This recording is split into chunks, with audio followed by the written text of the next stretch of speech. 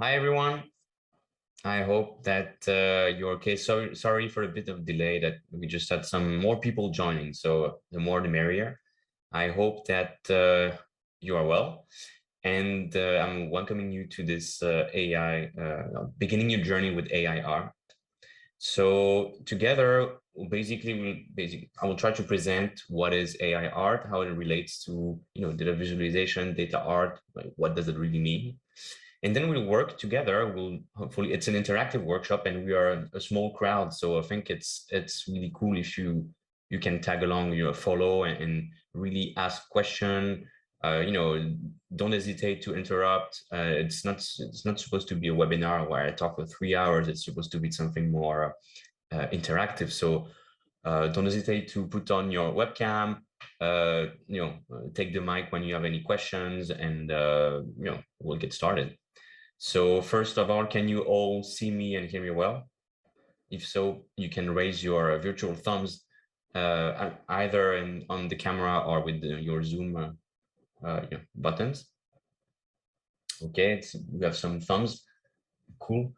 And regularly try to poll everyone so that everyone follows along. So very nice to be with you. No one puts this, I don't see any cameras, so I don't know, maybe you're just robots, I don't know, but okay, I have one. Thank you. Hi.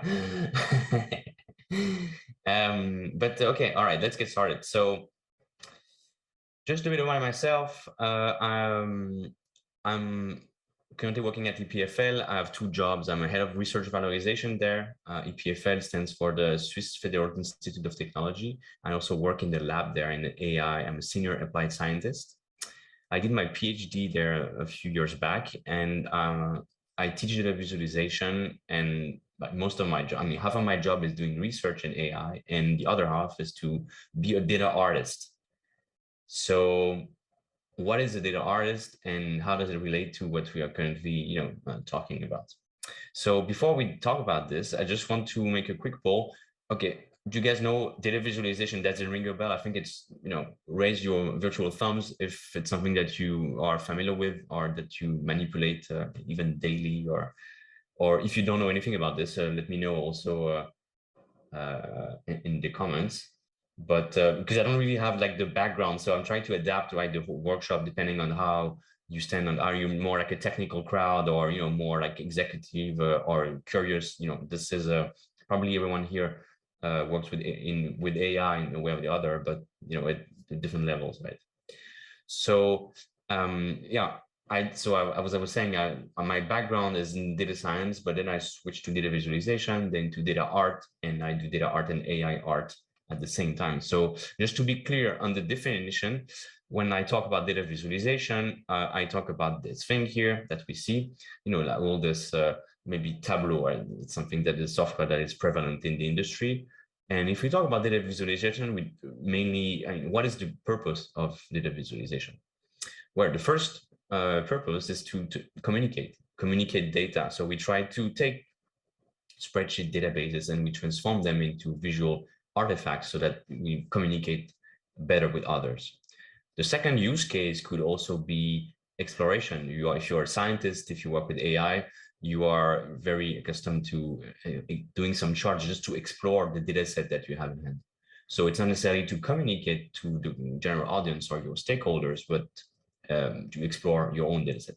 And all in all, I would say that the goal here is really to develop cognition about the underlying data set, right? So whether it's for communication or exploration, you really try to wrap your mind around what is data and how to communicate it with others. Okay, that's data visualization. I think it's pretty simple for everyone. Now, what is different with data art? So here, by the raise of virtual thumbs, who knows about data art or heard about data art before, or practice data art? Can you, if you know about this? I have one thumb, I can see. Okay, 2 thumbs. I have the thumb down, so completely new to the field. Good. I've heard about WebGL, but I'm sure data art is much different. So WebGL is a technology. and we're going to do WebGL today, but data art is a field, right? It's like saying, it's like Python is a programming language for data science, but it's different from programming in general, right? So data art, what is data art? The difference between, so there's data, so it has to be close somewhere to data visualization, right? But the goal, and first and foremost, when you do data art, is to try to convey emotions. So you work with data, it's going to be from a real data set, and if it works with the real data set, it also means that it has a more objective truth to what you present, because it's not only my sole subjectivity as an artist. If I'm using data, the data set has to be shown somewhere. So some of the properties of the data that we manipulate should be visible somehow in the visualization. So there's a way to understand at least a bit of what we are talking about. And it's what I really like about data art. It's an in-between science and art. You try to use the both part of your brain, the left more analytical part and the right more creative part. So, and it's my definition. I'm not saying that's the only definition, but I think we quite agree on this. It's a small community, so we know each other. I think we all agree on this. And so first we try to convey emotions so that, for instance, you see this piece on the left, and in museum settings, you want to get closer. Maybe you like the colors, maybe you like, or you find the shape interesting, so you want to get closer and you want to look at it. Now you have this, okay, I know that it's data art, so what does it mean? And then you come to the message. Here it's like written here underneath, but it could be, anywhere. And you understand that when you read the description, then it starts to click. It's not a pure abstract visuals. Each point here, each line on this drawing has to have a real life meaning. So in this case, it's about the spread of the Higgs boson discovery on Twitter, right? So this is remember like 8 years ago, there was this big discovery, scientific discovery. And so what we analyze, it's the spread of the rumor about the discovery of the Higgs boson in CERN. And so there's a way to interpret the graph. It's not really like the whole point of the workshop, but I just want to say that, if you read the description, sometimes you can even find yourself in the data and you start to relate, maybe I can be part of the artwork, maybe, and you start to really reflect on what does it mean to be part of an artwork? Does it mean that I can create data and I can start to visualize it, right? And I think for people who are not very, very technical, this is something that's a great revelation. And I think that's what I really like to do and try to bridge the gap between, like the science world and more like general audience communication. So now what is the difference? So this is data art, but here we are really talking about AI art. So just another example of some music festival, Montreux Jazz Festival, if you know about it, visualization I did that would call artistic, that is actually printed and shown in the different museums. But going back, what is this AI art? What is the difference? So, okay, there's AI. So, but everyone talks about AI. Is it about taking some paper that you find online or some tool and make a piece? What does it mean? Maybe you heard about this fake debate, like if you use a machine learning algorithm to create an image, are you really an artist or are you just using the machine, and should the machine be an artist? So I'll be very clear and direct. This is my own point of view. It doesn't make sense to say a machine is an artist. Because even though, even if you just made the choice of selecting, you have a billion different images that are being generated, but you picked one that you liked, well, you already made a choice, right? So your artistic sensibility was here to take this image and then show it to the world. So there's always a human. It doesn't make sense for a machine to make art, because art is very subjective and only humans can really appreciate art. So it has to have a human in the loop. But the machine here is really here to help us, exactly like in the 90s when Photoshop was invented. And now no one criticizes you if you use Photoshop to make any image. It's just a tool, right? So I think we should really have this in mind. This is just a tool. It's a very interesting and new medium, because you can really explore and generate imagery that didn't really exist before. So this is great help, but it's just a tool, right? So I would say, yeah, to make AI art, this is the, of course, we try to first and foremost put on emotions. Maybe you like the piece, you like the colors, you like the shapes. Now, what about the message? Do we have a message? It's not really clear. I don't have the answers for this, but just showing an image generated with the GAN doesn't really, could be cool, but you really have to find the concept around it. So to really, I think, label it as artistic. So it could be something that is related to you, something to your own story. That's fine. But just taking the output of a GAN and putting it online, it doesn't, in my opinion, make it art. But I'm open to discussion. I'm just trying to, give some punchlines a bit.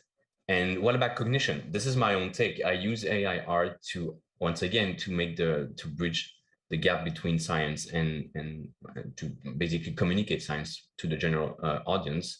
I think it's a great way because it's non-threatening. So that if I'm telling you that I made this image here with some machine learning, no one is going to be threatened. If I say I'm using AI to spy on your data and use only these keywords, and we create robots, because I work in the lab and we work on autonomous vehicles. So we actually try to teach robots how to evade the cars so that the cars don't really run you over. So, but it's a bit scary, right? It's some people find it that threatening. So I think using art as a way to explain to people how to use machine learning, what does it mean when a neural network learns something, it's a great way, because you can appreciate or not, but it's just art. It doesn't really relate to your day-to-day life. So this is my take on why I like to do AI art. And I also like of course, the shapes and the emotions that we can do with it. Do you have any comments or question? See someone in the chat, some is it clear so far? Okay, thumbs up. Okay. Okay, yes, I have some yes. Okay, cool. So yeah, some things that I did just to show this was in Paris. It's pretty big. It's like, I don't know, 15 meters wide and 10 meters tall. Some AI imagery about landscapes that I made during the first lockdown in Paris. So this is why you see some kind of landscape shapes, and they're moving in time, whatever. Today we're really going to talk about beginning our journey with AI art. So doing something interactive. And there is a big difference between what I would call traditional AI art, like the one I would just show, where it's a fixed imagery or videos. It could be also about generating music melodies, and it can have a very large render time. So sometimes it can take days, hours to render. And when we talk about interactive AI, you need to be responsive user interactions. So in general, when you make something interactive on the web, you should aim to be around 60 frames per second. So it means that the screen is refreshing 60 times per second. That's not the minimum, of course. When you watch a movie, it's 24 frames per second, but it doesn't really look good if you want to do something interactive with this. So to make it smooth, you should strive for 60 frames per second. So it means that you only have 16 milliseconds to draw each frame. So this constraint really will, it's a constraint, right? So it's not necessarily, and if you do VR, if you want to explore VR or AR, it's even worse. VR, it's 90 frames per second, and you can go up to 120 frames per second, and even more. So you have even less time to render the scene, to really refresh the imagery. So what techniques and algorithms should we use to make that? And maybe the cool thing would be to combine imagery that is created and takes time to create, but then import it into a interactive framework so that we can have user interaction. For instance, you can click with your mouse, you could play with your webcam, you could sing a song and generate some imagery, write some text, have these kinds of interaction that would make it cool to play with. Even though you have a time and it takes some time to render, as long as you can make the user wait or in a fun way, or make it he or she interact with the piece, then you're good. But just keep this in mind for the next parts. So before we move on to the really technical part, I just want to ask you a question, right? If you want, as I mentioned at the beginning, try to convey explanations about what you do, then, and you want to use this very popular design mantra, like forms follow function. If you do this, then you have less space for artistic interpretation, because you need to be closer to the data and to what you are really showing. But if it's an art piece, why should we even care about design, interaction design, or the data? It's an art piece. So you see, this is my compromise. This is my day-to-day life. I want to make sure that people understand things when I do data art, for instance, but at the same time, I don't want to be limited in doing, if I want to make something that looks cool and I find it cool, but then I have no explanation. So I'm always, in between two realms, and I think it makes it more difficult, but also more rewarding in the end, because if you find strike the right balance, then there's a bit more to the piece, because you really thought this through and you have some data to back it up. So that's my take on data art. And I try to also have the same thing with AI. I try to sometimes really put some concept into there, so that when I generate the piece, it makes sense. It's not just random noise. But it's very difficult to do. It's even more difficult to do with AI than when you design stuff from scratch. From what I showed you before, you can really put the points where you want. And for instance, so what about the design process? So it's always, if you do design in software or design in real design, visual design, it's always going to be something that is iterative. You have an idea, right? And to me, it's really important to think about the concept first. What do you want to show? What is the data set? And so forth. Now, are you going to do something abstract or more figurative? And this works exactly for AI. Do you want to evoke an idea and have a very abstract shape? Or do you really want to have something that is, a bit more uncanny or photorealistic? Because with AI, you can do photorealistic stuff, a face morphing, and so forth. Is it going to be static, animated, or interactive? And here we strive for, and today, for interactivity. What is the technique that you're going to use? So if you do machine learning, what are different models that are available? Are you going to train your own? Are you going to pre-train one and try to just fine tune it? Are you going to take an existing data set and so forth? If you work with data, what are the dimensions? What are the shapes you're going to play with? And finding the right balance between order and chaos. So, and then play with the colors as well, right? When I do data art, I map colors, and the colors have meaning, so that if they are in the same color, they should be, I don't know, belong to the same category or unit, right? So I don't randomly mix colors. I can choose whatever color I want, but if they are the same color, then it has to have a meaning in the data. So today our tool is really going to be, so I'm showing you stuff, and it took me some time to get there. And I'm not really sure about everyone's background, but we'll try to do the best. And we'll do this introduction to this very, very cool software, as you will see in the browser. So this software, you don't only need a web browser. So we all have one. And what's really great about this is that it's very easy when you create something to share it to others, because it's basically a website that you share. But you have some tools to create very complex imagery, interactivity, and so forth. And you don't need to code to do this. You need to learn it, but you don't need to code. So just by the raise of virtual hand, can you raise your thumb if you know how to program in JavaScript or other? Just so I can.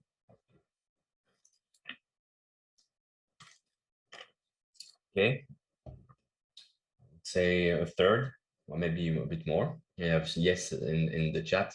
Okay, do you know how to code in JavaScript?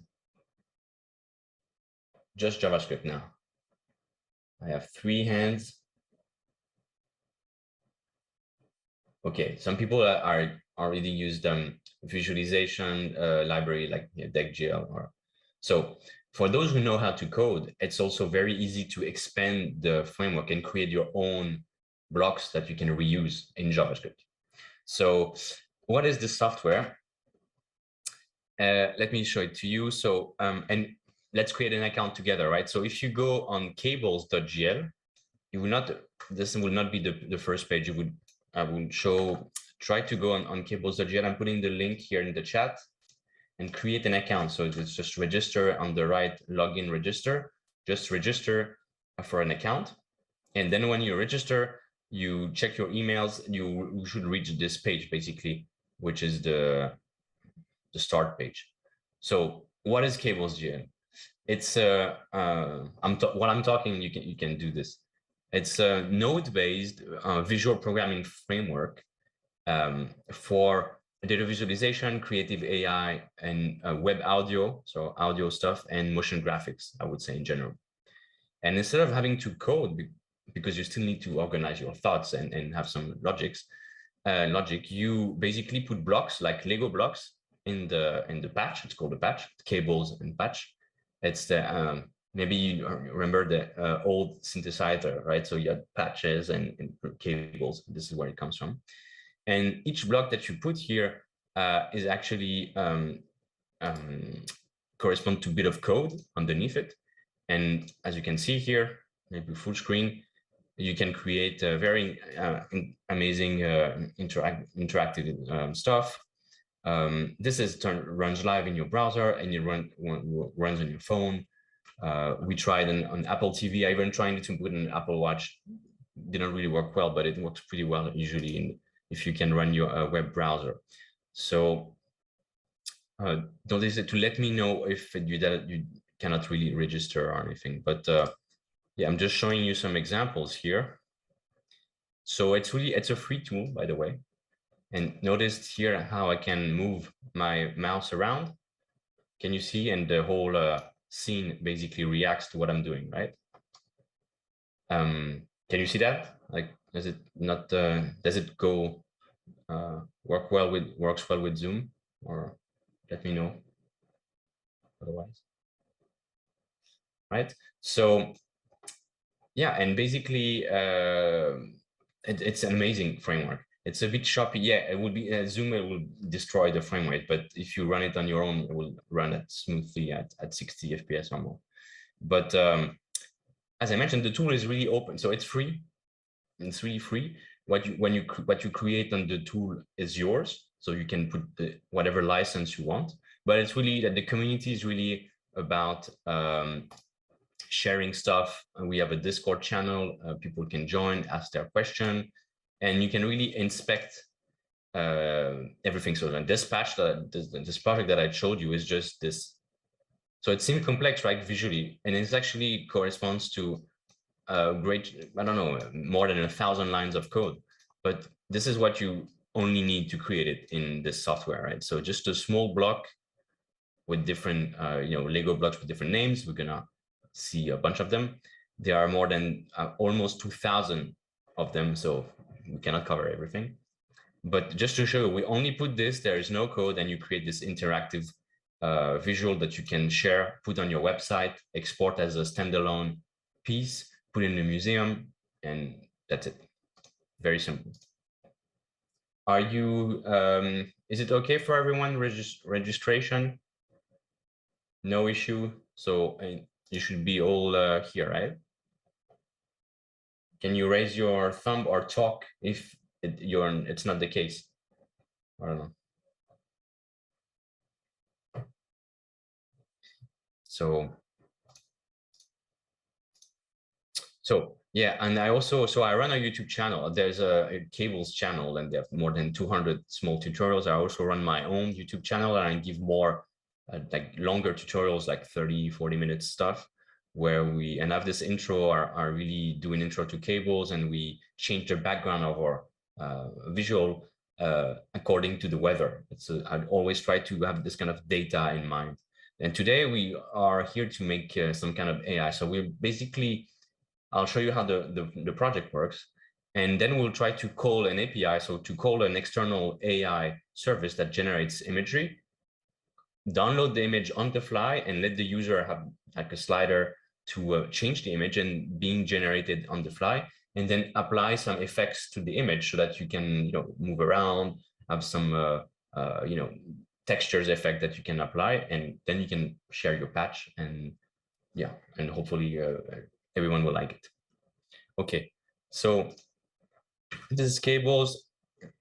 Yeah, we cannot do everything, but this is like, I wanted to put this journey, right? So you here start at the path and we finish on top of the mountain, explain a bit of how it works, and also explain a bit, I'll share this also, by the way, like some tools to create image, like already pre-made tools that you can use to really get started easily and or integrate images or sound into Cables. So if you are all here, the first thing we're going to do is going to go on create here, empty project. Can you do that? Create empty project. And if you do so, you should be here. Maybe a bit of like you have a window like hi, the tips, but you can click on the bottom right to remove it. Can you raise your thumbs if you are here? Yes. Okay, cool. Okay. So, well, it's a bit daunting, right? When you go here, that's okay. What do I do now? All right. Do you have a button to create an imaging visual? No, but we'll get there, right? So the first thing we're going to learn, it's a silly thing. It's how to save your patch. It's Control S or Command S on Mac. And when you save, then say patch save. I'm not kidding, because sometimes you make a mistake or the project basically breaks. You can just reload the page to break it. But if you didn't save, you're going to lose some stuff. So Control S to practice. Second thing is I'm going to talk about the interface a bit. So here you have like the settings, so you can really rename, say, I don't know, first AI patch with Cables. Right, I'm just renaming it, saving, and notice that automatically your patch is private, but if you make it public, then you can share the URL with everyone and everyone can see your work. You can also set a license here if you want to. There's a collaboration, or you can invite others. It's not like Google Doc, but you can have many people accessing the patch. All the versions when you save to roll back, and basically that's it. Then you have like this preference, and this is your preference here. I would just not touch it. I will keep it as is. It works fine. And now, okay, here on the right is going to be where we see our visualization. We can change the size of the canvas. Everything is going to refresh automatically. You can also set the size here by hand. Say, I want to do it in 4K on HD, and change the aspect ratio and so forth. You can even make a screenshot of the patch. But no, by default, it's completely empty. Right?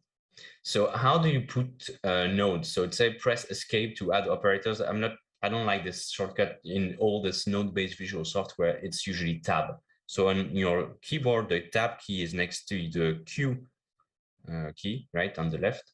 So if you press tab, this is what happens. You open this kind of window. I'm there, okay.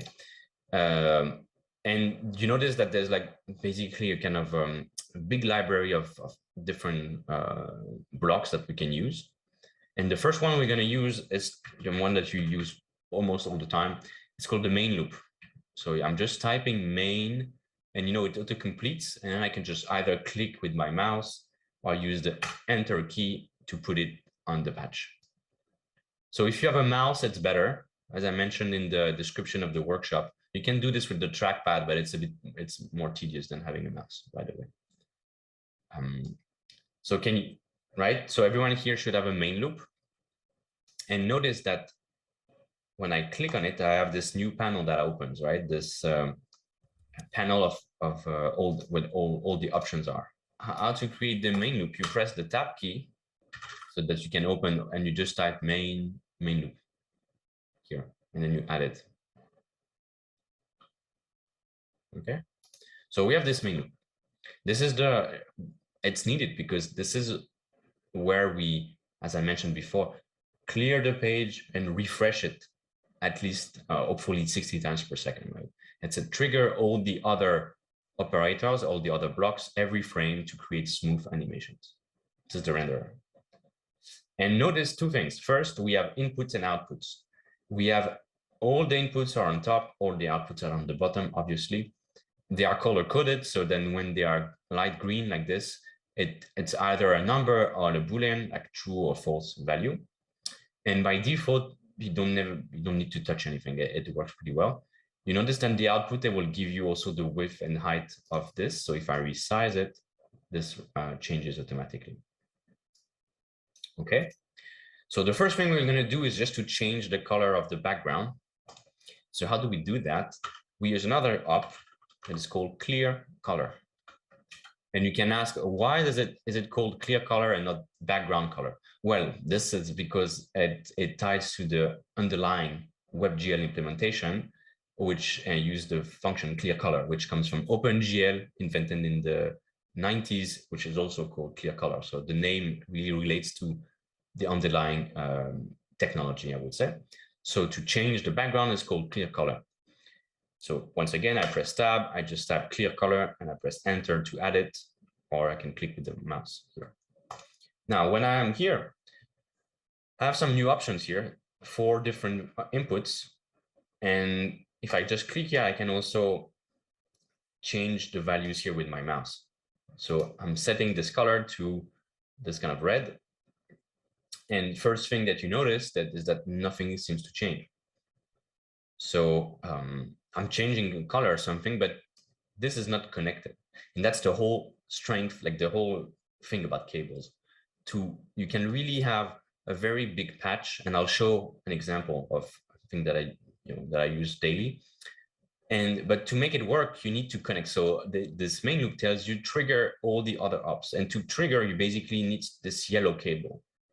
So when I connect this yellow cable, I'm just pressing my left button, right, of my mouse, and I'm dragging the cable to here. Now I'm first creating my patch, executing next this clear color to change the background. So now that it's connected, I can go here and change the color, and you see that it moves in real time. Does it work for everyone? I'm sorry, how did you get the color input? Sorry, I didn't get that. Exactly. So you put this node here, clear color, you put it down. Yes, but I don't get the OpenGL clear color, the RGBA screen. Me too. This guy here. So check the tab. If you have a very small screen, yeah, it's a tab here. Right. Right. So let me try. If I have a very small screen, wait. Yeah, it's this tab here. Can you see this? Yes. Now you have the options. Right? Okay. Yeah, I see that now. Thank you. Yeah, sure. So, so this tab needs to be open at all time, because this is where you configure all the operators that we lay down. Right? I have them slightly overlapping. What, the tabs or the node? I mean, this you can move around. Huh? This is really your canvas. Think of this as your Lego blocks, so you can really, drag them, move them around. If you want to disconnect the cable, you go on the cable, you see this node, then you right click, and when you right click, it disconnects the link. Okay. I'm saving my patch. Don't forget Control S to save, Command S. So when I refresh the whole thing, it's not lost, right? Is it good for everyone?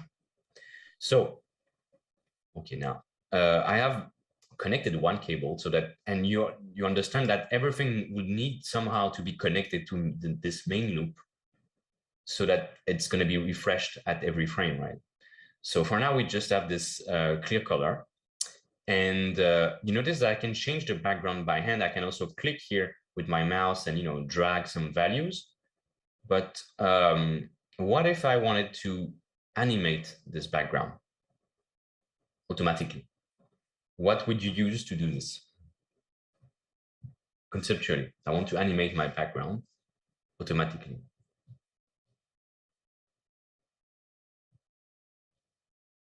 It's not a rhetorical question. I'm asking you for real. You had a slider or a button. Okay, so here we have sliders, right? But this is something that we have when you are in the editor. Like, think of this as when you click here, you can maximize the canvas. So this is what you would see. This is what you give to people. But here I don't have any slides. So the position of the instance, cursor. Yes, you could use that for sure. Exactly. You could also, as we will see, create a sidebar with a slider. Something very simple, even more simple. You can use the time, right? You could just have a timer automatically that counts, and then we use that to change the background. So I'm going to show you this, but you're right. I'll show you also how to do with the mouse.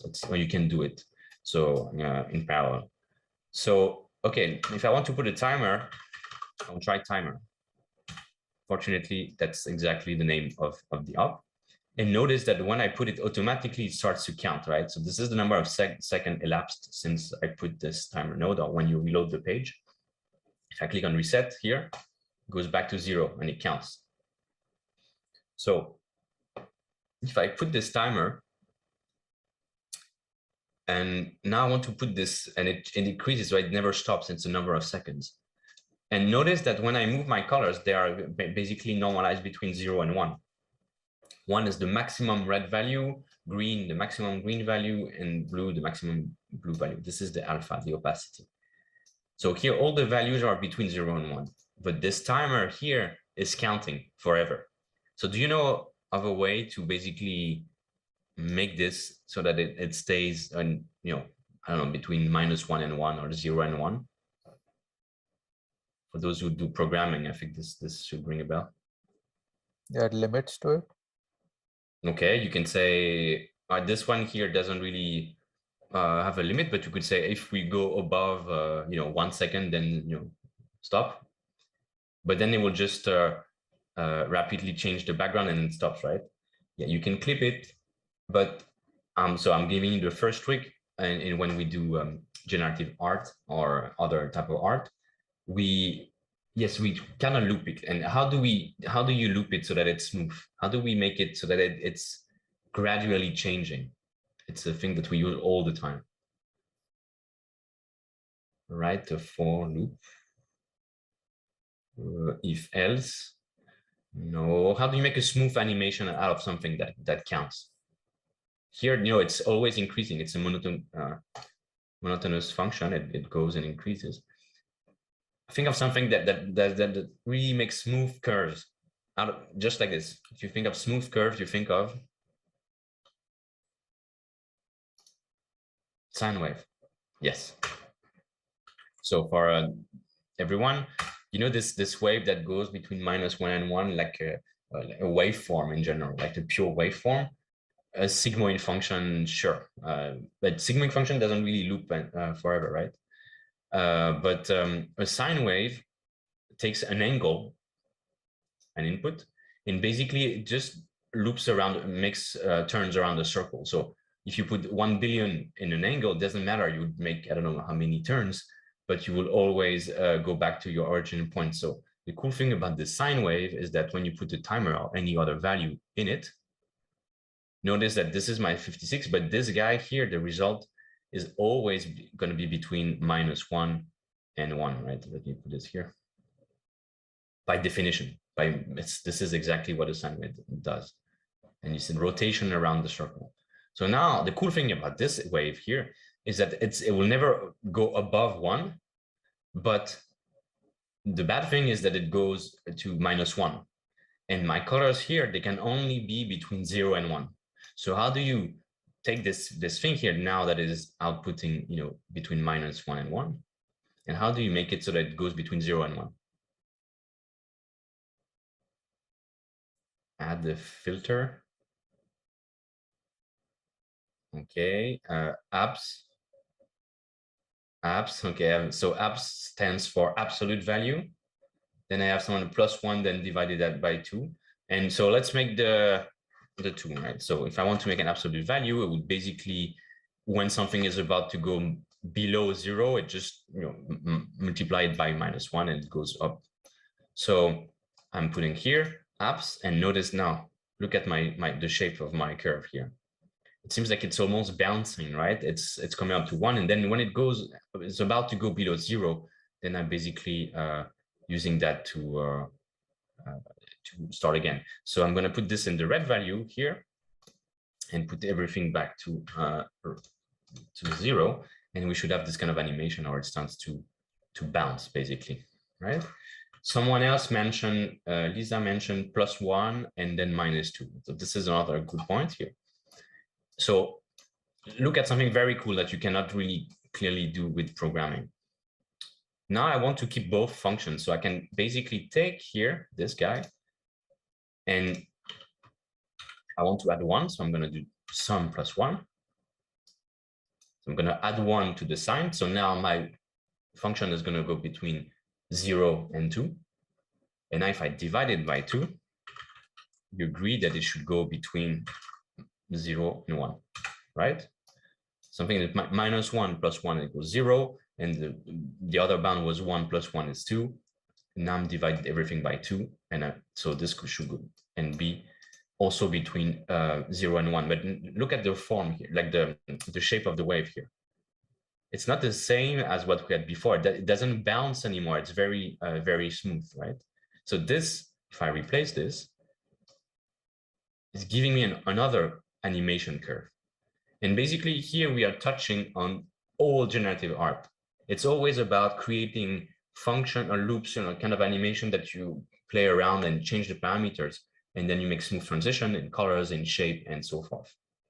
So here it's not the same visuals here. Of course, I can combine the two of them. So I can say, this is going to drive the red value, and this is going to drive the green value.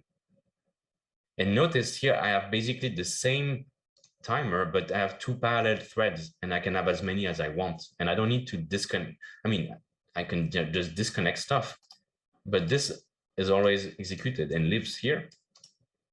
And it's very easy for me to experiment with stuff, right? I can have a very big, and then whatever I want, I just choose, I'm going to choose this one.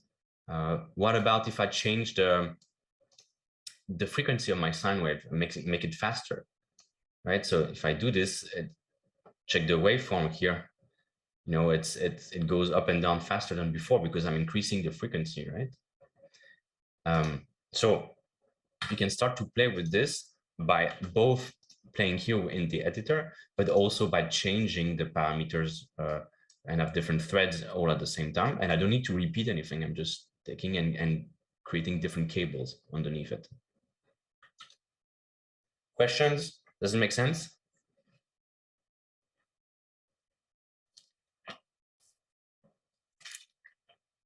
How does one delete the connection? You go here and you right click on it. If you have a trackpad, you 2 thumbs and 2 fingers on it. So I know that if you come from a programming background, or if you work, it seems that it's completely different, right? It's you have to wrap your brain around this. But this paradigm, node-based paradigm, is what is used in all game engines, VFX production. I'm talking about Houdini, Unreal Engine, Unity, Blender, maybe software that you touch, Designer, VVVV, Notch, all this software, even for music like Max MSP, they all use node-based programming because it makes more sense. First, it's more accessible for artists, designers, but also because you don't want to rewrite all the tiny details. Just let me show you. If I click on the main loop here, and I click on the burger menu, like the 3 dots, I can always say view the code. So this is the main loop. So this guy here is 200 lines of code. So, each time I put this in my patch, I already, don't have to type 200 lines of code. So if for the programmers here, it's really about creating small, reusable block of code, small APIs that you can reuse everywhere. And so you can create your own for sure. You can go here and code a new app, and of course you can share it with people if you invite them to your patch. You can also copy the code and put it on GitHub if you want. That's what I do. I usually share my stuff with people. I'm just sharing the patch. So if I go here, let me show you, right? These are my patches. right? So I have tons of them, and some of them are public, right? I made a video. I can actually run Python code in Cables, by the way, the real Python code with packages and everything locally on your browser. But let me show you a real example of a more, this one here. So I mentioned before that I was working in a lab and we do pose detection. So we work in making cars or vehicles a bit smarter. So we do pose detection from webcam, pose estimation, and you can play with this with your webcam as well. I'm not sure if it's going to work because I have two webcams. Yes, so I have two webcams, right? So it's live, and we also have this video stuff where you can upload the video and have it processing on the server, and then basically show all the traces. So it's a dance video, by the way. So then I'll put a bit of music. Sorry. Oh.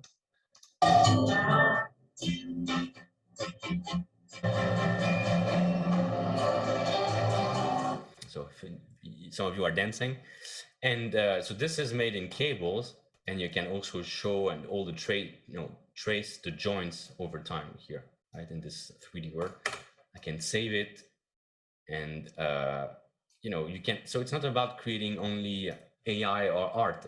I use that to make real web apps, and it's pretty cool.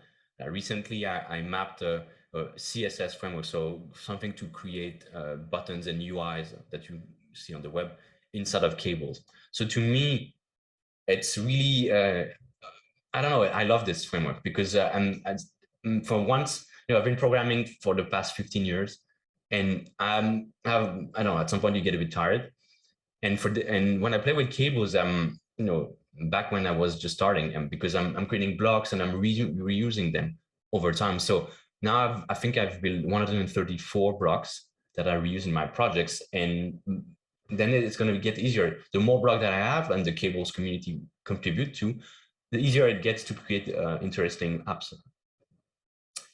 So you can, this is just an example. So let me just show you what it looks like. So like this real web app. So it's going to be a bit more complex than the main loop and the clear color, obviously. It looks like this. And so first thing you notice is that there's really logical blocks of stuff happening. So for instance, here, this is only the sidebar. So it can be daunting at first, but if you think about it, you start to reason visually also. So it's not about having files and code, it's about putting things in space and connecting them, right? So this is my main loop exactly, with the clear color, exactly what we had here, with a bit more stuff to basically sequence different operation, call a server to get back the result in the pose. And you can create, of course, your own blocks to draw the lines or process some data and everything. But it's just to show you like a real life project that is not necessarily art related. So it's very versatile. As I mentioned, I've just like 2 days ago imported this Bootstrap framework, if you know what it is, if you code in JavaScript. So this to create buttons and everything directly in Cables. I can show you so many things. So this is what I do. I also made, for instance, a web audio. I mentioned audio, right? So I remade this sine wave.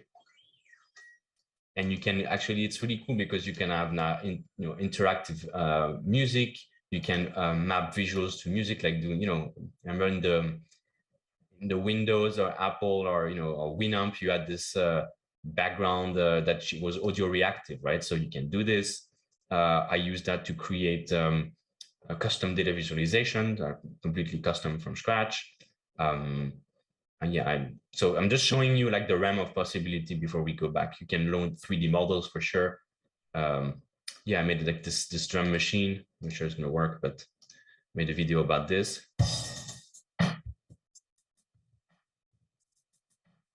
But everything here is made within Cables, right? I load some samples and sequence them here. So it's really, really versatile. And if you know how to code, you can integrate any library you want in it. So then you create your own blocks, and then you can share or not, but at least you can reuse them in your own projects. Can you access the particle.js API? Well, so if you want to really touch on like WebGL stuff, you don't use other because they already are in cables, right? So you can run some processing P5.js in cables, but in most cases you just rewrite everything in cables because it's really made for the framework. And doing some particle stuff, it's exactly what you're going to do now.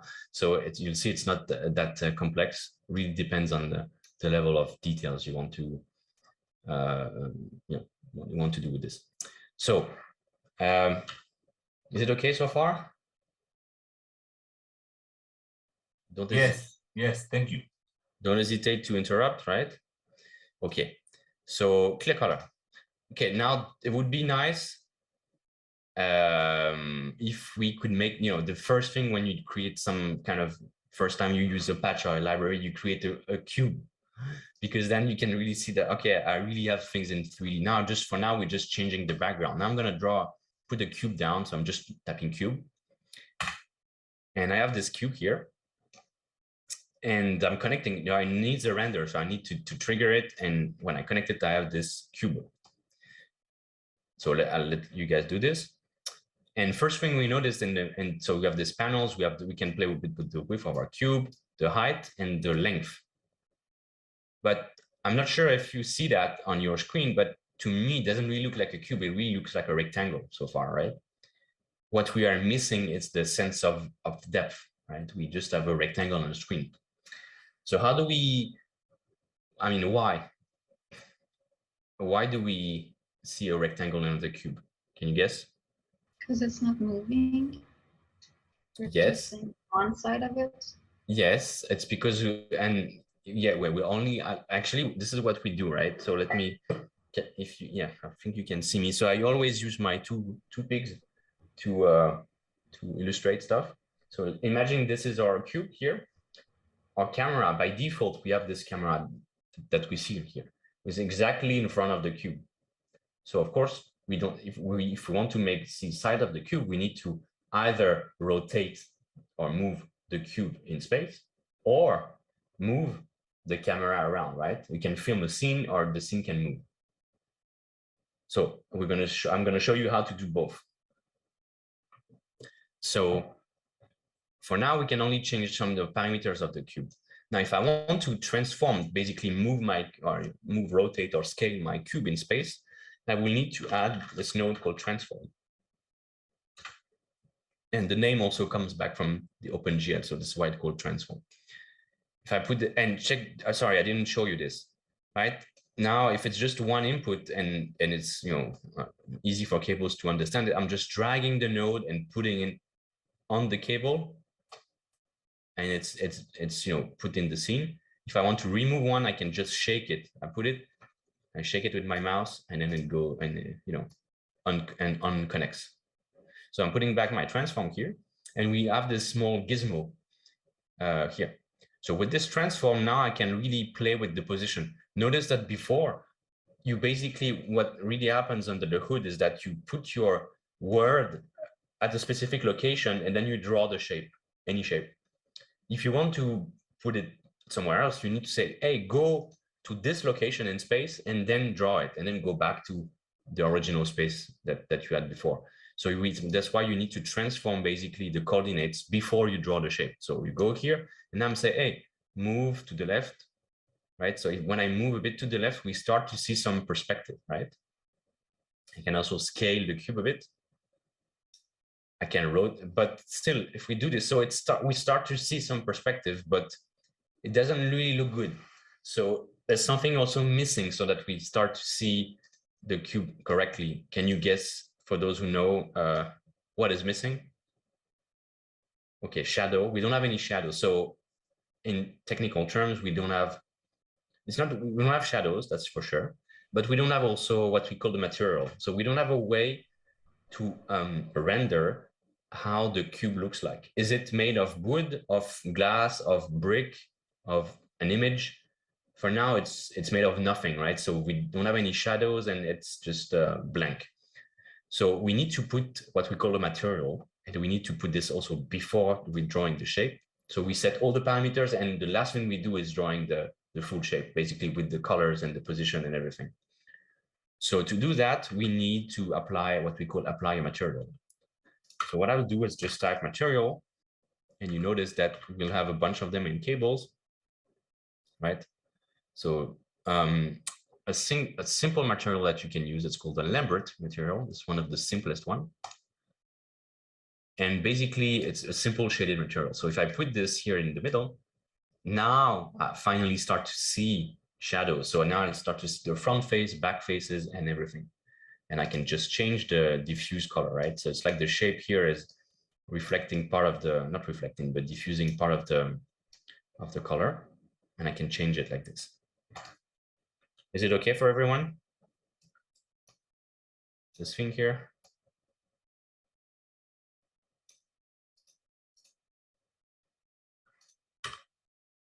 Put my frequency back to 1, then my background changes, right? I can just also, stop my timer, right? So is it good? So if I play with my transform here, I can move my cube, and Y and Z. So this is just one part of what I mentioned. Now we can move our thing in space, but now we need also to be able to move our camera in space. So yeah, there's two things you can do. Transform view, it's basically the equivalent of the transform object, but just for the camera. And you need to move the camera before everything else. It's like, I'm not going to go into much details, but you need to move your play with the camera before you draw. Think of drawing the shape as the last thing you do in this chain, right? So you put the camera, but it doesn't matter if you put it after or before the clear color, right? Just as long as you put it before the transformed, even not the transform, but the drawing the shape. So if I put this transform view here, now I can also move here. Again, what is a Lambert material? So a Lambert material is just a simple shaded material. It's just a way of setting how my cube looks like, or it reflects light basically with the shadow. It's a very simple material. We don't have much options here, and I'll show you a much better material after. I can show it to you now. If you try the madcap material, you'll notice that we have much more options here and tons of texture, that something to apply how the light diffuses, how the light bounces off the surface. Is it really metallic or rough, or is it more like plasticky, more sand-like structure?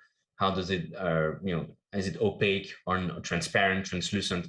All these properties you can play with. So there's like tons of options, but yeah, to show you if you want to, so you can only apply one material. So you can remove this guy here, putting this one instead, and see first it looks a bit different. Now if I click on the first option here, this madcap stuff, then I have this texture node, and because this works by applying basically a texture that contains the light of the scene. So it's a trick. When you do 3D graphics, there's tons of tricks that you use to have less computations. So basically what we call baking the lights. So putting the lights directly in the material creates the illusion that we are really lighting our object from different sources, but it's not true, because actually drawing the lights is very costly. Because if you think about this, when I have this bottle of water, light bounces from all the direction in my room, and then because it's transparent, it goes also inside of the plastic, then it bounces off on the other side and goes back. So there's, it's like this diffracting inside of the material. So it's quite costly to have a realistic render, and you need to bounce tons of light rays to make it realistic. And this is very costly to do on the, it's what the graphics cards are made for, but it's the more you put, the more costly it gets. So having this madcap material, then I put this and I click on file, automatically in Cables you can host files and videos, but I would not recommend it. But some files by default it's empty, but they give you some library files by default. If you scroll down, you can go in madcap, and now you can have like predefined surface that creates the illusion that something is reflecting the light. So I don't move my cube, so it doesn't make sense, but check it out. Now, if I move it, right, really seems like, it's reflect. It's almost like aluminum or a mirror because it's reflecting what's inside. Now, if I put this one here instead, sorry, here, and I'm opening this again and checking this one. Now it just looks like a colored stuff. Here it looks like a, I don't know, metal ball. And then when I move my cube around, right, it's reflecting a bit differently. So I'm cheating, right? I'm applying just one image, but it looks like we have really like a bright light source from the camera, and then I'm reflecting it differently, right? So those are the small parentheses, but yeah, our number material is a bit crappy, by the way. But I mean, it's really just to show you the shadows, but it's less intensive to compute than this one for sure. Right? Does it make sense? So I have my transform view and I can move it around. Now it's a bit annoying to be able to, if I really want to rotate around my shape, what we usually put here is called an orbit controls. And if you know some other 3D packages, they also have this guy here. It basically allows you to point low. Let me put my analogy again. This is my cube. And what the orbit control does is that it points your camera always towards the center of the screen here. And then you can rotate around it, but it always looks at the center of the screen. So if I put this down here, now my patch, and I'm going to reset everything to 0, right? So my cube is really at the center of the screen, saving my patch. Don't forget to save. Now, when I press with my left click in the scene, I can really start to move my camera around. If I right click and I press the right click, and I can pan left and right. Right? If I use my zoom, my mouse, sorry, I can zoom in and out. My mouse wheel, right? And now I can really have the illusion that I'm actually in a 3D scene with this weird shape in the middle, right? Reconnecting everything, putting my timer back here.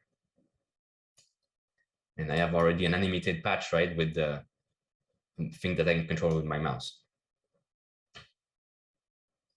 So we took a bit of time to reach this point, right? But if you knew it, it really takes like 1 minute to do this, right? Cool or not? Questions? So if you want to have documentation, it's a good point. When you click on each node, you have this view documentation and view examples, which are actually much more helpful because yeah, I want to know how do I use this madcap where I click here, view documentation, it opens this. By the way, if you go on your cables thing, you can have learn here and you have examples, documentation, and all the ops that are available. As I mentioned, almost 2,000 of them, right? And so the documentation is not like the some I don't know, in some ops it's a bit lacking, but what's really important is how to use this. So here, for instance, the madcap, there's a whole tutorial on this. You have this editor here. You see this rabbit, and you can change different colors. I think you see even better what it can look like.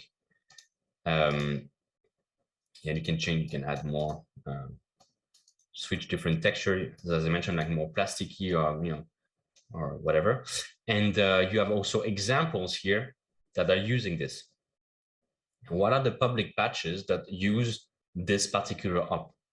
And then you can really get inspired and understand. For instance, this is pretty cool, right? It's an array spray. I'm going to show you how to do this as well. And you know that this also uses this madcap, so I can basically have a rotating cube with a different texture. You can connect with me. You can connect on yeah, someone is asking. You can go on my website. I'm putting in the chats my name, kirellbenzi.com, and then you have all my links on Twitter. If you are on Twitter, it's me, Kirell Benzi. It's just first name, last name. You can also connect here. Yeah, by the way, I did some AI-driven charts here. I'll show you this after. But so coming back to this, we are good, okay? So before we have 15 minutes, then we'll do a bit of break, and then we'll continue. Now, what I want to do is how do we have one cube. It's cool, nice. How do we put many cubes? So naive solution would be, oh, I can just copy paste my cubes here, right? Copy pasting this guy, and I'm putting it here,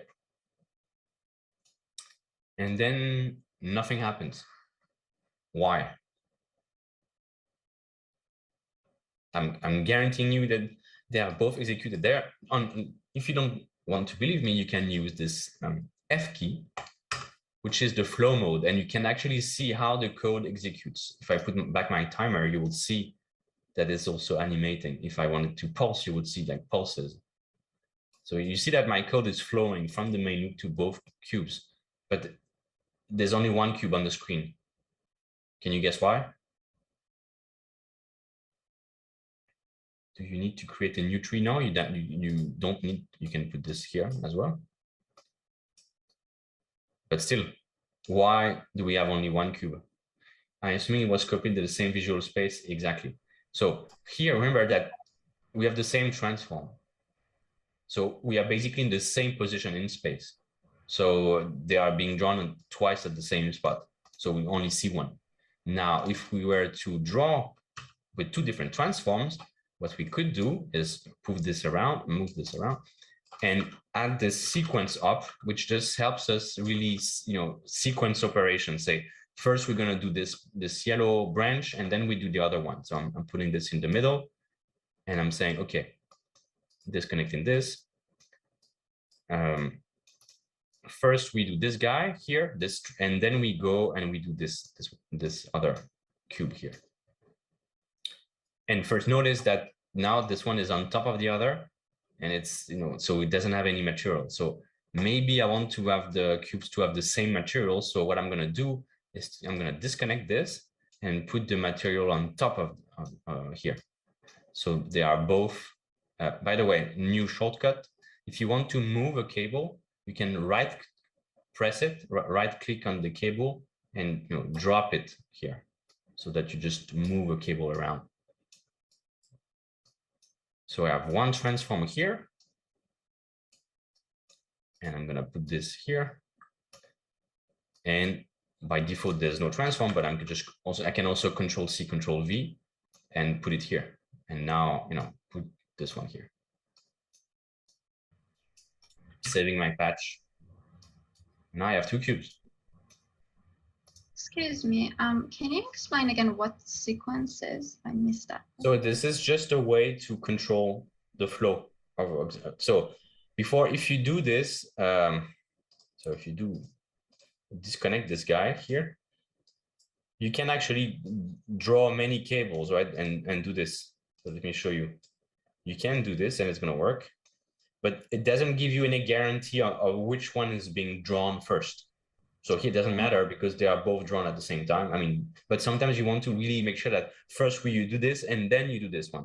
Mm-hmm. So to make sure that they are ordered, you can basically do a sequence up and say, now you guarantee that this one is going to go first and then this one after. Okay, thank you. But the other inputs are useless. I mean, I never used them. Okay. So now let's say I want 3 cubes. I mean, I'm not going to repeat this if I want 1 billion cubes, right? If I want this amount of cubes, it doesn't make sense to repeat them, right? So how would I do this? So there is the naive way, and the naive level 1 was this. Okay, naive level 2 is I'm going to repeat my operation, and I'm going to show it to you because sometimes you use it, but then I'm going to show you why it's not a good idea. So to repeat stuff, well, I have the repeat up. I want to repeat cubes. So I'm going to say here, okay, go here, repeat. And by default, it's 5 times. And it's exactly the same issue here. I'm repeating. If I put the F key again, you see how this is tighter, right? It's been repeated more than this one here. So this is repeated 5 times, but on this at the same spot, right? So what do we have as in the repeat up, we have the number of repetition, forward or backwards, and we have also this index number. So it seems that this one is actually going to the last value. When we do programming, it starts at 0. So 0, 1, 2, 3, 4 is actually 5 values. So, but this guy is actually counting. It's just it would not make sense to repeat and show a counting number because it counts very quickly. So I'm just showing you here the last one, but it's actually counting. So if I wanted to put more cubes in space, I can just take the index 0, 1, 2, 3 and say, hey, put my cube and take the index as for the X position, for instance. So I'm going to put this here and put here 5 cubes. So depending on the size of your cube, if it's, one or more than one, then sometimes it can look like this, right? But if I reduce everything to, if I put everything to 1, right? In theory, you should have a cube like this. So I'm repeating my cube, taking the index here as the position, and then I'm putting this in 1 unit apart. So usually in 3D programs, the units are in meters. So think of this as they are put 1 meter apart, like the center from each other. Does it make sense to you? By the way, if you are like this and you want to reset your camera, you can just go on the orbit controls. On the last parameter here, it's called reset, and we'll put everything back to the beginning. So, and notice how the scene is constructed. This is 0, 0. This is 1. This is -1, right? So the first is at 0, 0, then 1 to the right. But with the perspective, you don't see it here, right? It would have to be like this. And then you can move, and move. Does it work for everyone?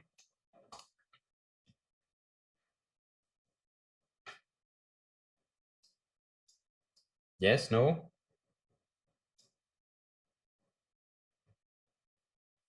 Okay.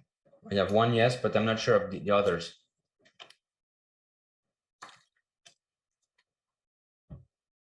Okay, so if no, you interrupt me. So I can delete this. Now I only have 1, okay, repeat. Now it's not very good. I'm going to show you why. I'm going to put here what we call the performance up, which is just helpful to show us how many times it takes to draw things on the scene and how many frames per second I have. So here it tells me on my CPU, it takes 1.2 milliseconds and GPU 0.01. As you know, GPUs are made for graphics. So it doesn't, I mean, we should put more load to the GPU than to the CPU. So for school, if you have 5 cubes, it's not really, it doesn't break any sweat. But let me show you. If I put 50, doesn't change much. You see, the time is increasing a bit. If I put 500, it's increasing again, but this is still below 60 FPS. So at 60 milliseconds it is. Now, if I put 5,000 cubes, and I have a powerful computer with 36 cores, but it's just only using 1 core. I'm dropping the frame. So let me show you. Now, if I move over zoom, you should see it's not as smooth anymore. Let me put 50,000. Don't try this on your laptop if you don't have a good laptop. Now I have 3 frames per second. So I'm putting 50,000 cubes here. And you see it takes almost 1 second to refresh the screen. Can you see that it's laggy? It's hell, right?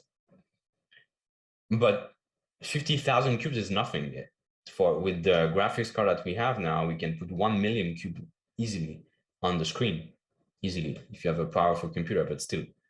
So there should be a better way. And the thing is, when you do this repeat, you actually, the graphics card doesn't really understand what's happening. So you are basically reputting the same cube on the scene, even though it's exactly the same shape, it doesn't even really change in width or height. And it's exactly the same material, but because the computer doesn't know that, you're basically redoing all the operation as if it were a new object. And it's very, very not optimized, I would say. Okay, so how do we put now more cubes on the space? So we don't use repeat, but I'm just showing you this because I think it's the easy, more natural way of doing things, but it's not how we do this in real-time graphics. Excuse me.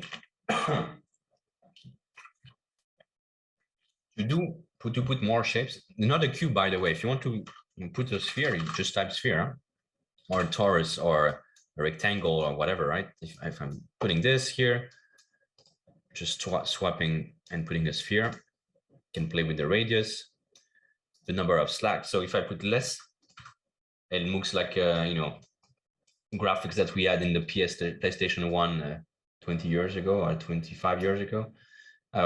But it's going to be less costly, once again, to draw. So it's always a trade-off. If you have an object very close to the camera, you want to put more details. If it's very far away, you don't even want to show them at all if you can. But just to show you, we don't use this repeat now. Just a question, how would you put more space between the spheres? Just with this? Or less space?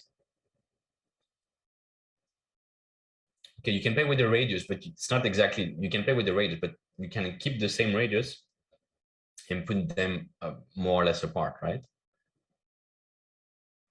How would you do this?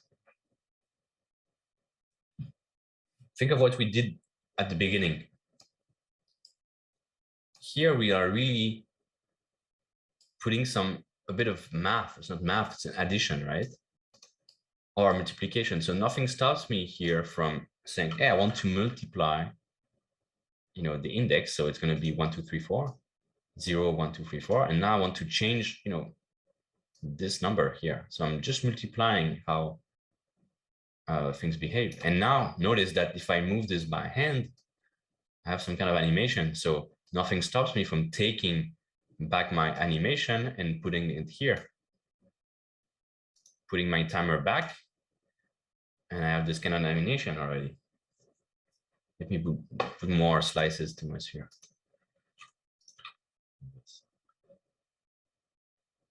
So you notice that we use, when you start to create some kind of animations, it's very easy to use them for different stuff. And here it perfectly syncs, so it goes back to 0, so everything is exactly at the same position, and then it seems to grow like this, right? Bit of feedback. Yes. Yeah. Okay. Okay. So I suggest we make a small break. I mean, it's 27. We started late, so maybe we, instead of 15 minutes, we can do only 10 minutes if you guys want, or and then we'll continue. So the thing after would be how to get rid of repeat and start to work with arrays, so that we work with the list of positions for all our cubes, a list of position, rotations, and everything. And then we can scale, and I'll show you how to put 20,000 spheres on your screen easily. And then we move on to the AI part. So how do we get the texture from the web and apply it to our objects, for instance? Okay, all right. I hope that everyone is here. Okay, so how do we get rid of this repeat? And I mentioned we're going to work with arrays. So an array is what? It's just a list of values. In our case, it's going to be a list of numbers, but we can have arrays of strings of character, arrays of objects, of anything, right? But here we're going to get rid of this. So I'm going to actually delete everything, not the cube, but I'm just going to keep the sphere here. And you notice that by default, it draws a sphere, but I can uncheck here the render button and say the sphere is connected, but the geometry is not shown on the screen. So I'm going to even stop my timer again here. How do we make sure, how do we make our code so that, or patch, so that we can draw many things at once? As I mentioned, we're going to work with arrays. But arrays are basically going to give us an array of position. And we know from before that when you have things in space, you need to basically set 3 position in X, Y, and Z, right, in space, or a rotation or a scale. And we're going to use an operator that actually transfers the position and the geometry to the GPU. So instead of increasing my time to render on the CPU, it's going to transfer it to the GPU. So how do we do this? We use an operator which is called a mesh instancer. So a mesh is a 3D shape, as a geometry. And instancer, it says we draw the same mesh multiple times on the GPU. So we're going to use this guy here instead. And so notice it doesn't really matter, but I'm going to put this here and draw the mesh instancer first. And of course, by default, I didn't give any geometry or position or scale, so nothing will happen, of course. The one thing that it needs as a second input is the geometry. So I want to draw this. So it's the same mesh, right? It's not going to be cubes and spheres. It's going to be either all the spheres or all the cubes. It's important. So I'm going to take the geometry of my sphere, put it here. And by default, well, I have one sphere. Okay, nice. But I mentioned now we want to draw many at once. And we have a new type of input. Notice that before we had like green and yellow. Now we have this purple, pink color that is actually an object. So it could be a geometry or another, for those who know valid JavaScript object. Here it has to be a geometry. And we have this new color also, this purple, which stands for array. So I want to create an array. So I'm just going to type array. And so when I put this array, it tells me first, okay, the length, how big you want your array to be. So by default, it's 10. Then the selection is, how do I fill your array by default? So here's going to be a fixed number, and my default value is going to be 0. So if I go here in this panel, in this, sorry. Here, notice I have 3 buttons. I can use this kind of magnifying glass to open and see that it actually generated an array of 10 values. With array, you also have this option here to have this kind of viewer. Don't really like it. And this is, I'm going to talk after this. It's not related to what we do here. In the output, it gives me the size of my array. So I set it to 10. And so of course, the output is going to be 10. And if I change the mode to 1, 2, 3, 4, then now, okay, I'm going to have an array that counts from 0 to 9 because everything starts at 0. Okay, then I can say, hey, I want to normalize the values, and they're all going to be between 0 and 1. And then it's going to be increments of the size of the array. Now, if I want to change my array and put more values, I can put 100 values, and then I will have 100 values in my array. Okay. Now, as I mentioned, we work in 3D space. So if we wanted to put the position of my spheres, we need actually to have 3 arrays. One would be, I'm going to put the comment here, position X. By the way, I can also rename the operator, right? Let's say I click here, I can call just my sphere. But now if I put this and you are looking at my screen on Zoom, you don't know what this object is. So this is why it's better to put the comment on the right than to rename the node, right? So because here I have to click to really understand the type of this guy, but just to show you. So I have this position X, and it's going to count a bit like what we had before, right? If I count 1 to 100, we're going to have like spheres that are going to be put 1 meters apart. But I also need an array that's for the position in Y, right? And the array is going to be the same length, of course, but instead of repeating the length 3 times, if I want to change, it's going to be annoying to change 3 arrays. So what I could do instead is put a number and say, this is going to be my number of objects, number of object. And then I'm going to connect this guy here. So I can connect it also like this, or I can also take the output of this one, which also gets me the length of the array, and do this, right? I can connect and do this. I think I would prefer to do this. It makes more sense to me. It's more logical block. So I need position Y, and I need position Z or Z, as the American would say. here. But okay, if I want to have exactly what I had before, like spheres on the line, my position in Y is going to be what?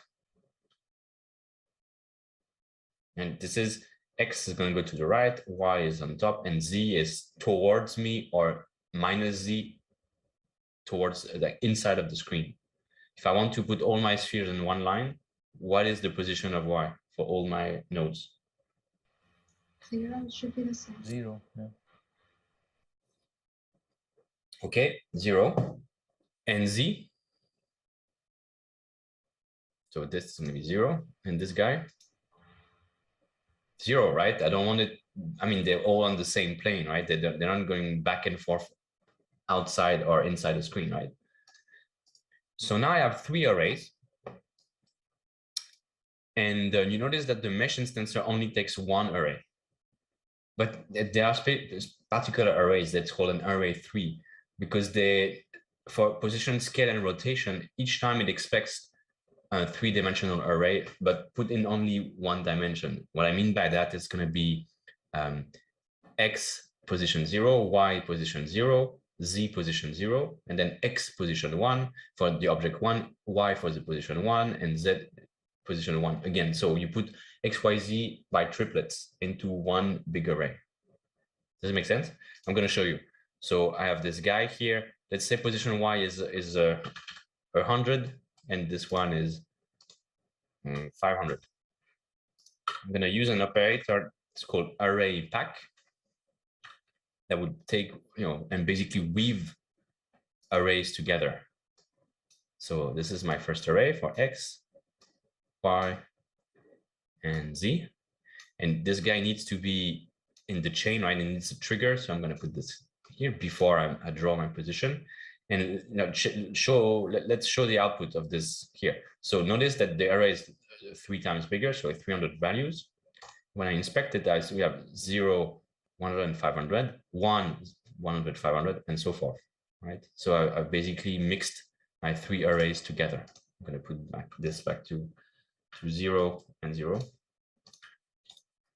And now from this output, I get 1 big array, 3 times big, and I can plug that into my mesh instancer. And notice now it takes only 1 milliseconds to draw this, and I can increase here the number and put, I don't know, 5,000, and it still takes 1 milliseconds. Yeah, I don't know, 500. I don't know how much you.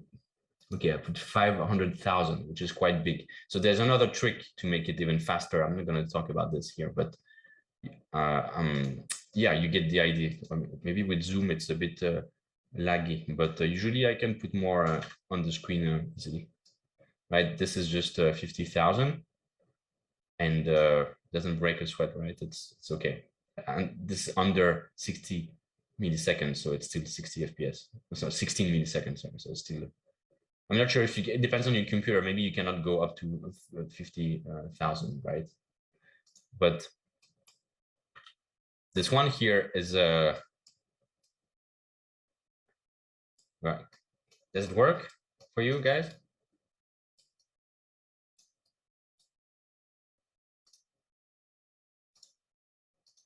Yes, no, with the feedback.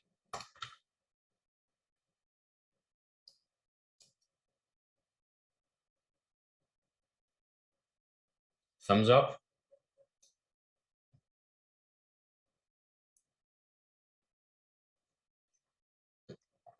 Okay, so now it would be cool if I had that animated, because now, okay, they're all static, right? So if I want to make them move, basically I would love to exactly how I did before. And now I said I want to space them, have more space between them. What I would do is basically to multiply each like the space, so the position X exactly as we had before. But because I work with an array, I need to multiply all the values of my array at once. So to do that, we have an operator. Instead of being multiply, it's just called, it's prefixed by array. So it's going to be array multiply, right? And it's going to be exactly as what we had before. Now, if I play with this multiplication here, the value, I can space them out, right? I can just change that, and we can use exactly the same timer that we had before, right? Here, put it back to playing, and then they will compress to 1 and then expand to 5,000 or whatever number of value that you put, right? And now it's fast. It's 60 FPS, right? Everything is very quite interactive. Okay. So before we move on to the loading some AI imagery, how would you go? What if I want to make the wave, behave like the sine wave that we had before, right? Remember when it was going up and down? How would you do this? So that the balls here, they follow this sine wave pattern. So there's going to be a sine wave somewhere, right? Should we change the y or z variables? Yes. How would you do this? So I have this y here, and how would you change it?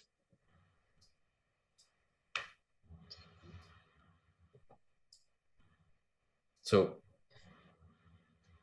you're not far, okay? You have to play with the y-axis exactly, right? So how would you change it? If it's a sine wave, you agree that it goes from 0 to, I don't know, 1,000, right? Is the position.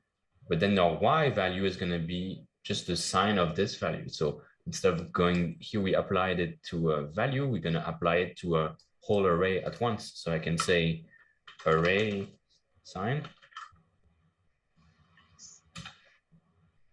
And putting this, so I need the position of each value because it's going to change depending on where I am on this axis. Okay?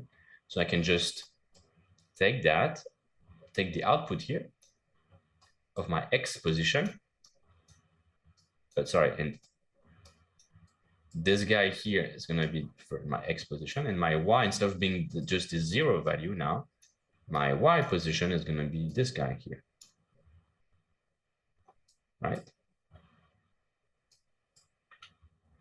So now I have this kind of sine wave, and I can also animate it. So I can play with the phase here so that it goes and it moves. So if I put this here in phase, no, sorry, not in math fun. It's the second input. By the way, if you don't know which input, you can just drop your cable on the node itself, and we'll just show you, and then you click the parameters you want to play with. Right, so now it's moving. It doesn't actually move in space. It's just changing its y position a bit according to the timer, because we already put it in the sine. It doesn't really go much.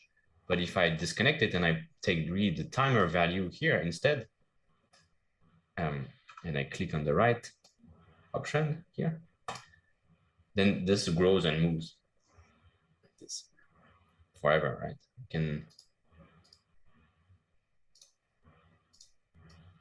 Does it make sense? Yep.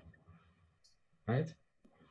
And I can play with the frequency, and I can, but of course, everything will move at once. So if I want to only filter and move only one part of the array, I need to say, hey, apply this multiply function, but only in between index or something. So how can you do this? I'm just instead of having to say if the value is a value 5 or 10, you can also apply another array and multiply, have 0 when you don't want it to move and only 1 where you want it to move, or the multiplication coefficient.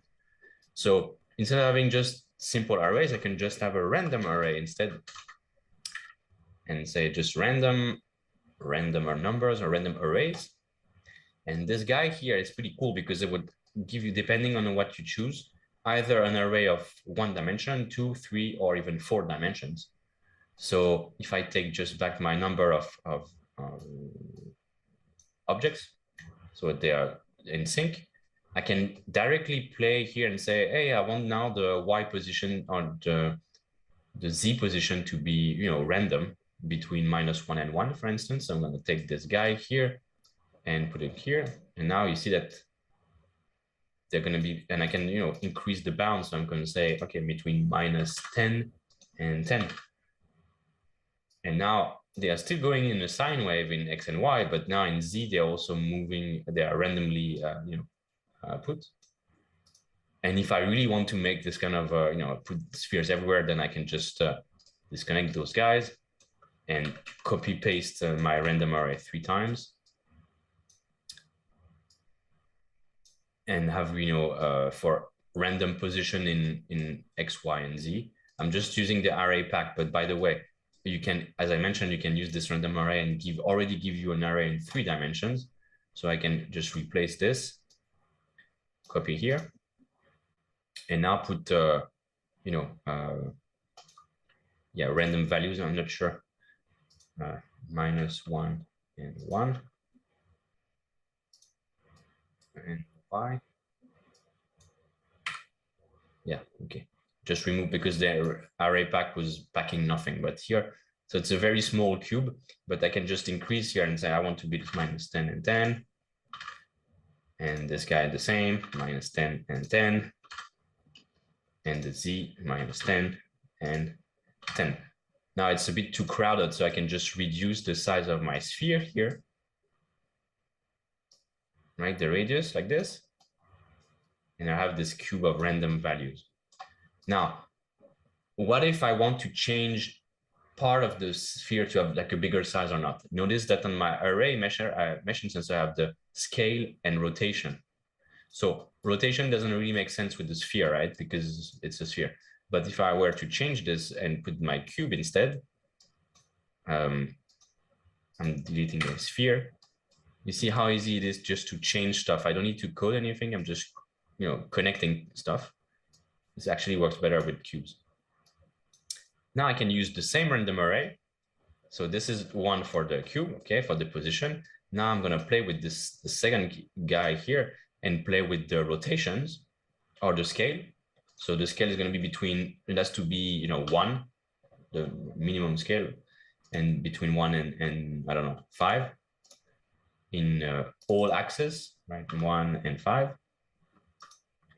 1 and 5. Put this here as the scale object. And it's a bit too big. So maybe between 1 and 2. And change my cube size small. Right? So you see, depending on how I play with this, I have different cubes. Some of them are like more bigger than others, right? Does it make sense? If I put 5, they're going to be taller. If I put 5 in Z, then they're going to be a bit coming towards me. Or if I put 5 here, they're going to be a bit wider. Does it make sense? Yes. Yes. Did we lose anyone? Is it okay? And the final operator is this guy here, the rotation. So I can do exactly the same thing, put it there, and now I have random values, and I can play with that, of course, and even change the seat so they will rotate randomly. It's not very smooth. I'm going to show you, I can show you that another time, but yeah, I think you get the idea. Okay, so this was about the mesh instancer. This is basically what 90% of all patches are. You play with the basic shape, like data visualization. Think about this. It could be a bar chart. You can replace with spheres, and you have a line chart. It's always about this this technique. So this is why it was really important to show it to you. And then you can really, of course, be inside. And you can make some screenshots. Maybe you like it here. I make it clicking here, and I have my screenshot. But what about AI? How do we? So our goal here is to map some imagery here on our cubes. So to do that, we're gonna call a website that maybe you heard about. It's called Runway ML. Have you heard about this website? Show of thumbs if you did, if you know about it.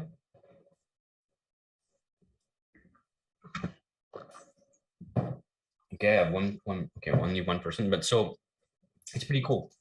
This website here basically tries to make machine learning algorithm accessible to everyone.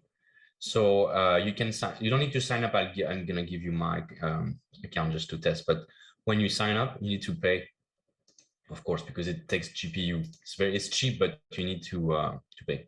You have the free credits, $10, I think, but if you want to train models or hosted online, of course, it costs money because you need powerful GPUs to run everything. And then you will basically come up to this page. You have two things, SQL or MLlab. SQL is video processing. We don't really need it. Then you have models, and by default, what do you want to do? You want to do style, animation, generate image analysis stuff, text generation, or community models, right? So I chose to, I think I went to community model, and I just chose a random style GAN trained on one on coral, coral, fish, or sky. It's just the same algorithm trained on a different data set. And when you click on for instance, the sky GAN, then it asks you, okay, you can run it here, or you can host it so that it becomes an API. And then you can query it from Cables, for instance, or from anywhere else, basically. So, so you can have several of them running in parallel. They can feed each other. The output of this one is being the input of the other one, and so forth. And when you host it, it basically creates this kind of API, like private or public. It's going to be, asleep, but when you just activate it, you put just this URL in your browser, it's going to wake the API. So now it's starting. And in a few minutes, it's going to be ready to be queried. And then you can query with Python, with whatever the tool you use. I'm going to show you how to do this in Cable so that you can query this API, take the image and applying to our cubes. And that will be it for today, I think. So how do we do this? How do you make a request, like a network request, to get access to some data, download some data, upload some data or anything? It's exactly like what we have in JavaScript. It's called AJAX request. And it stands for asynchronous JavaScript, XML, whatever. It's now they changed the name, but it's XML HTTP request or something like this. But it's just a block that allows us to download stuff, upload stuff, or query external websites. So you agree that we need to use this one so we can query this URL here that will give us back some imagery, right? That's the whole point. We query it, we send in the right parameters, and it gives us back an image of a cloud, a sky that was generated using this SideGAN model. Okay, so when you have this AJAX request, the first thing it needs is either so it clicks like a file, because actually when you are on the web, even when you want to load an image, it's not you actually making a request to the Cable server and loading the image back. So by default, it expects a file, but you can just paste any URL or like a string here. So let's say this is my query. This is my my hosted model, and it tells me here, okay, to query it, to really get back imagery, you need to end this by v1/query. So not just v1, but v1/query. Okay, this is on the documentation. I'm just going quickly because Runway ML could be a 3 hours workshop just on this. Just going a bit quickly, but trust me on this. Now I'm going to put the string here. So a string is like, it's the last color that we didn't see so far. It's this bright orange, and it basically holds a string of character. So I'm just pasting here the value of my URL and adding the query on top of it, at the end of it, sorry. And now, okay, it holds this value for me. And then I can connect it to my AJAX request. And if I do, then it's going to make a query, but I need to pass some parameters. So if I just do this, automatically this does the request automatically, but you can uncheck this button here so that it will not make the request. And I have to make a bit of web explanation for those who don't know. You can open on any browser like Chrome or Firefox or whatever, what we call the developer tools. And I'm just going to show you what happens when you put this node here. So I'm going to go here, network. You don't have to do it. I'm just showing you. I'm putting this query here. And when I'm clicking, so I'm putting this button again to re-trigger it. And you see, I made this query and then it goes and it gives me back 404, which stands for, I didn't find it or something went wrong with this. And I can check what happens and it says failed. Because as I mentioned, this is not, you need to send parameters. And here what we ask for the model is, can you give me, so you, instead of posting the parameters, we are getting them. So this is how the HTTP protocol works. When you go on a runway, it basically tells you, when you basically it gives you the code to, if you want to code it yourself, to query the model. We don't need that here. So this is what it would do. Cables does this for us.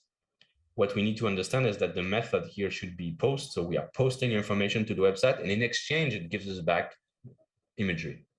And we need to send some values, which are the Z value, which is the random vector that you use to create this imagery, because all the GANs, most of them work by just inputting random noise, random values. So you put 512 random values and it gives you back some image. If you change the value, it's going to give you back another image. And the truncation number, which also is a floating point number, telling you how to sample this, how to play with these values. Just two values, one array of 52 and 512 values, and just one other number. So these are our inputs for this model. And if you give them back, we should have some imagery in exchange. So how do we do this? Well, I know that I have the right URL, but I know that this is not the right method. I need to use post. I'm just copy pasting what this guy tells me, right? Post. It makes sense if you know how to program for the web. Now, the other thing would be I need to send these parameters, and the only way to send them is to put them in the body form. So this is how you put parameters on the web, and you need basically to transform everything into one big string, because that's the only way you can send values over the web. You put them as bytes, a string of character, you send them to a server, and because you tell the server, hey, this is going to be in JSON format, the server knows how to interpret this string of character, parse it, transform it, and give you back the results. Sorry if you are more technical, you know that I'm going very quickly with this. Sorry. For the rest, I hope that it's clear enough. I don't really have time to explain the HTTP and everything, but tell me if it's not clear so I can repeat.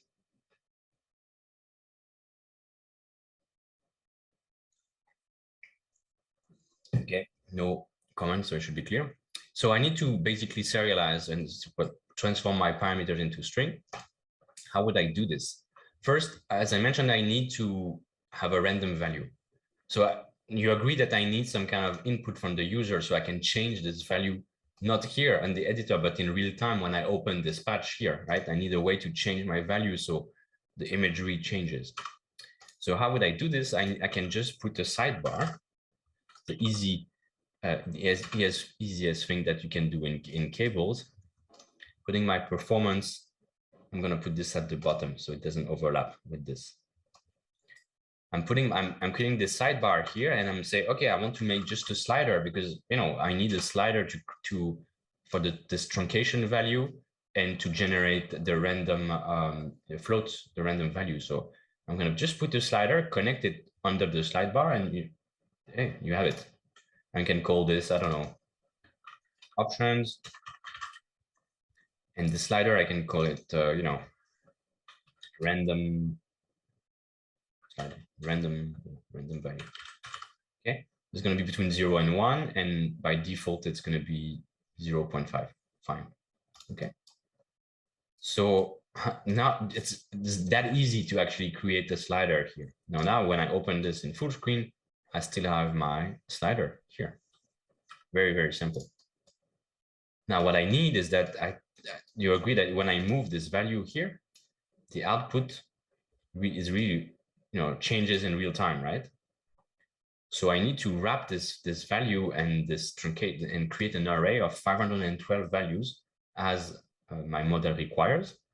Fortunately, because we saw arrays, I can just take now a random array here and just put the size to 512. and put the values that are between -1 and 1. Okay. So this is already an array with the great size. If I want to change the random values here, I can just change the seed here. So whenever I move this number, it regenerates 512 values. So I can just connect this guy here to the seed, and automatically I'm just using this number to give me back this array. And I need to transform this as a string so I can put this in parameter and send it over my server. So to do that, I can do array. It's called stringify, I think. Stringify.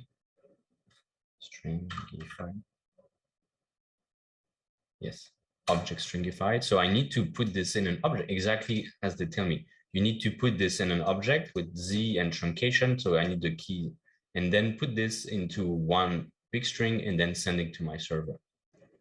So I need to create an object to basically wrap my Z value and truncation. So I'm going to object set array. Okay.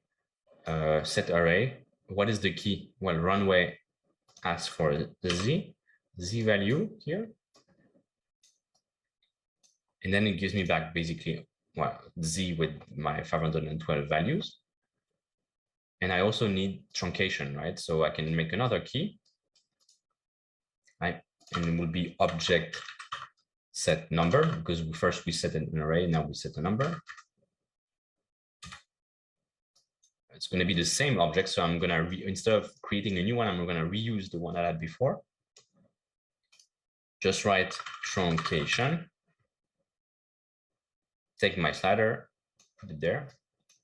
And notice, because I typed and it was already connected, I've probably written, yeah, TR, put everything in my object. So it's okay. I can just save my patch and reload the page. And now I will have everything.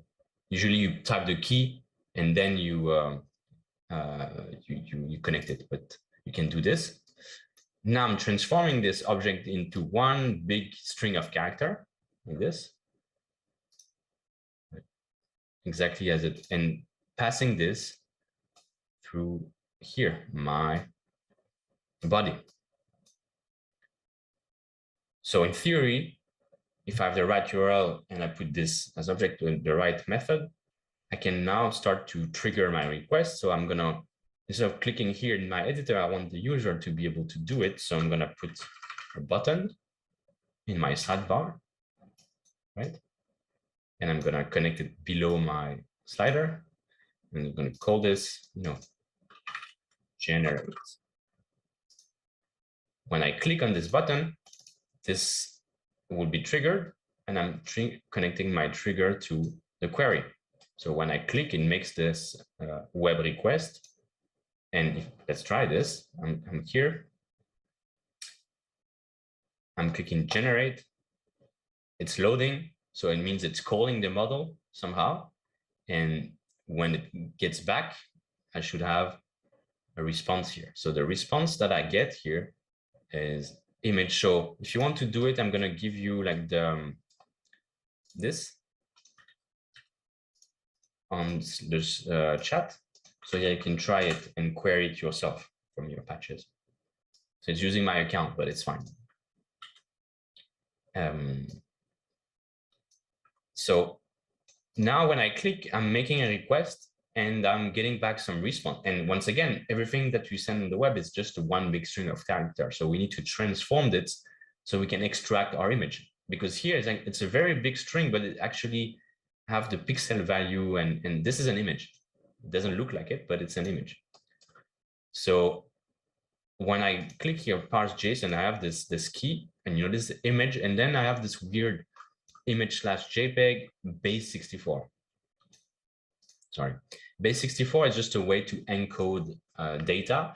And in our case, we encoded the whole pixel RGB value of all the pixels into one big string. So I know that it's being sent under the key image. So I can say, I know it's an object. I can say image, object, sorry, get string, because I know for now it's a string connecting to my object. and I'm going to call this image, right? Now, if something happens and then I don't have a real object, I can also filter, so to make sure that I only go through if I have a valid object or a valid string, if you want. So just a way to protect basically my input so it doesn't crash if something goes wrong. And now that I have this image, yeah, okay, I have this one big string. So I need to convert this guy here to an image. And because I know it's a base 64 image, I can do base 64 to texture. And if I do this now and connect, notice that I will have a preview of the texture that I got from the server. Right? So remember that I showed you before, like the material and everything.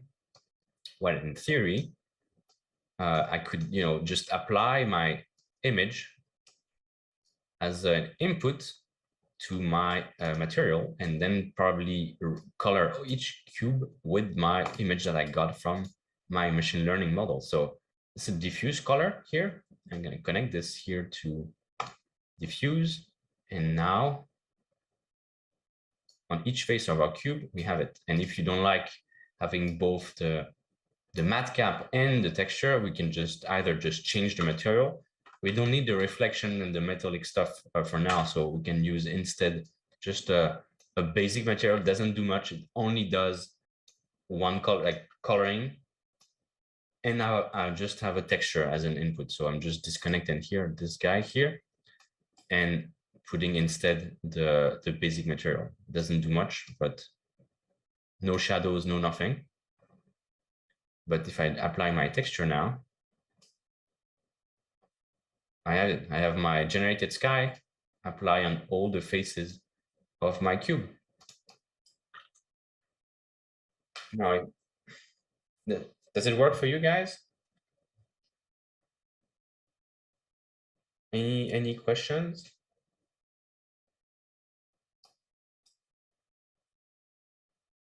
Seems a bit quiet. I think we lost some people on the way. Probably they had to leave, but is it clear?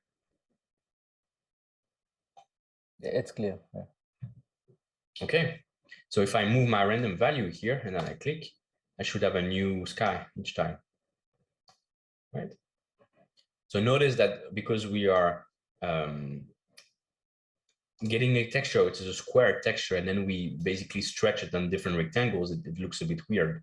But this is just because we use the mesh instancer, right? But if you just use one cube, then it will appear, and we put it, I don't know, as a rectangle. Like we don't move the shapes anymore. We just we go here on the scale and we put everything to 1 at what we had before.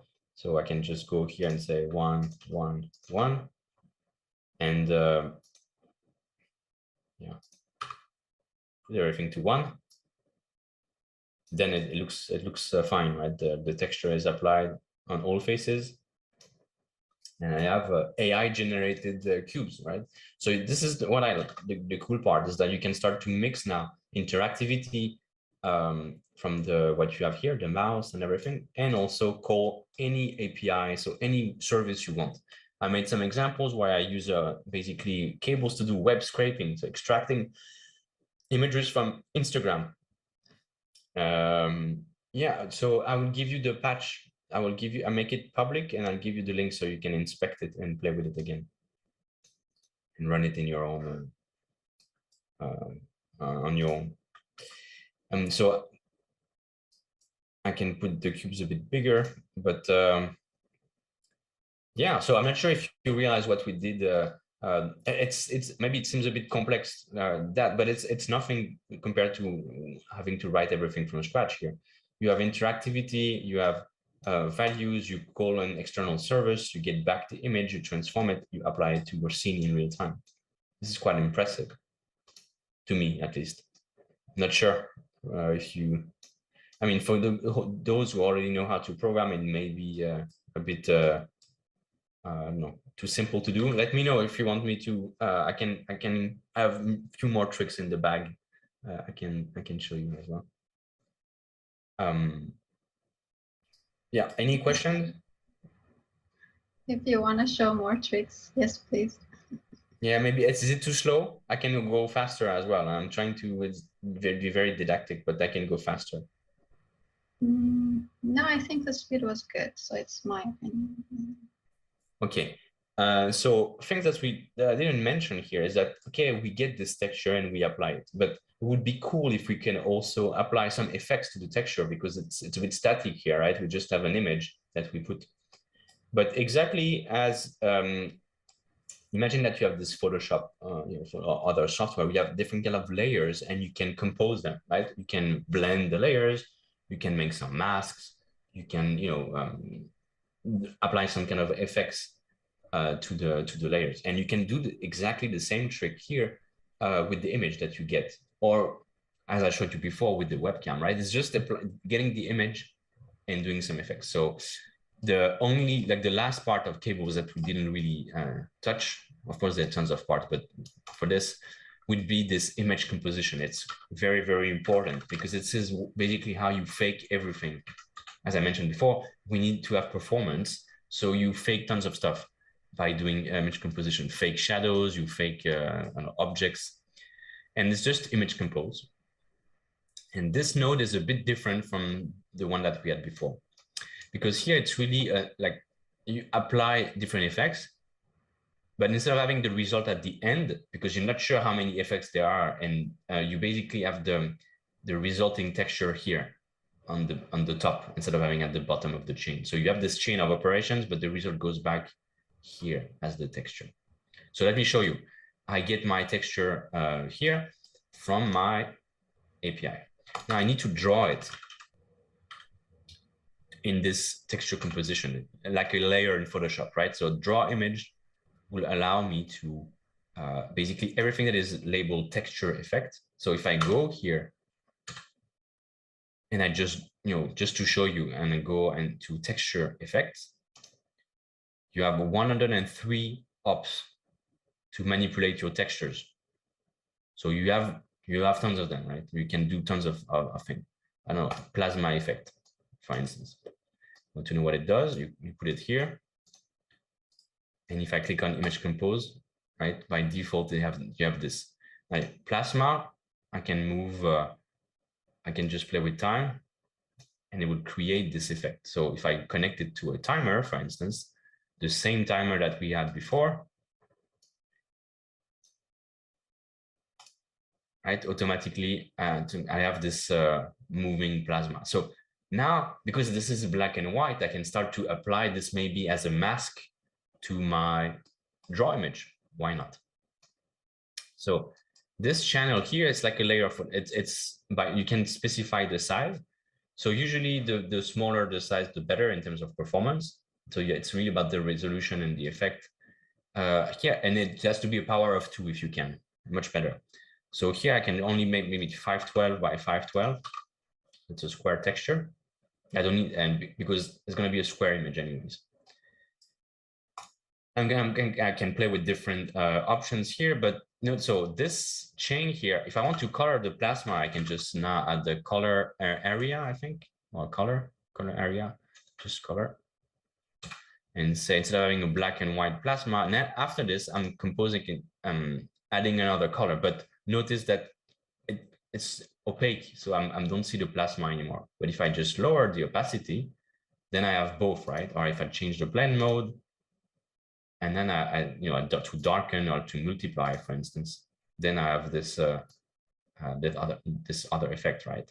So I'm compositing, it's really like the word compositing stuff, and getting back my result in this texture out that we see here. Now, if I want to apply this to my image, well, I cannot draw. I mean, I could draw the image here, but it would be better to create another channel. Because one creates the effect, one draws it, and I can apply, I don't know, a texture as a mask to this sky imagery. So I'm connecting this texture here. If I just draw an image, then it looks like this.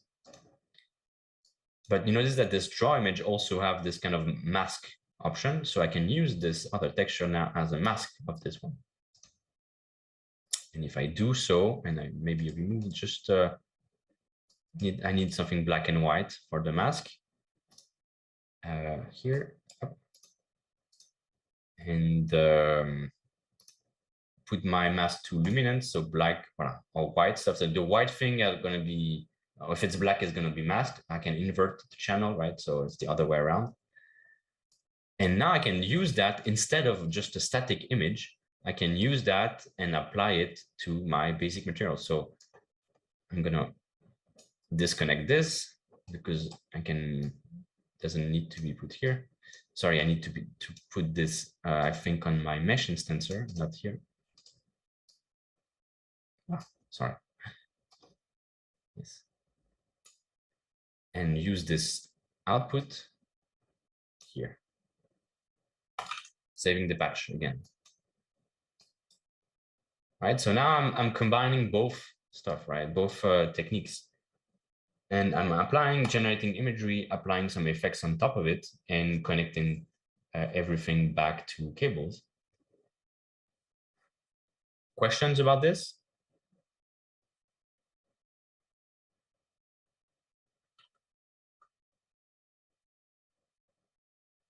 Yes, no, it's very clear. Okay, so I'm not sure what is your I mean, if you're just discovering AI art, right? So it's maybe you don't have any ideas, but I don't know, by just saying that, does it inspire you to do something? Do you see how this could relate to what you do at work? Because you say, oh, this is really artistic. Oh, it's not very beautiful for now, of course, but maybe it doesn't relate to what I do at work. And then I'm going to show you here now. I mean, if we don't have any questions. We can also pick data from tables instead of using a runway ML model, maybe data from tables and then generate art from it. Yes, for sure. But it's not AI art. It would be like more data art. So you would import. Yes. Exactly. Okay. Yes, of course. You could drag and drop a JSON file here, right? And then you load. I can show you. I mean, I will show you right away. So, for instance, very small demo examples that I did, and I'm showing you what I'm working on for a client.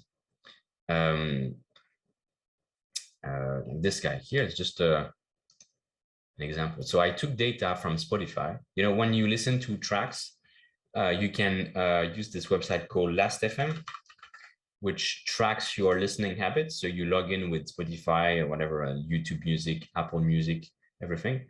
Then you can download each time you listen to a song here to, yeah, right?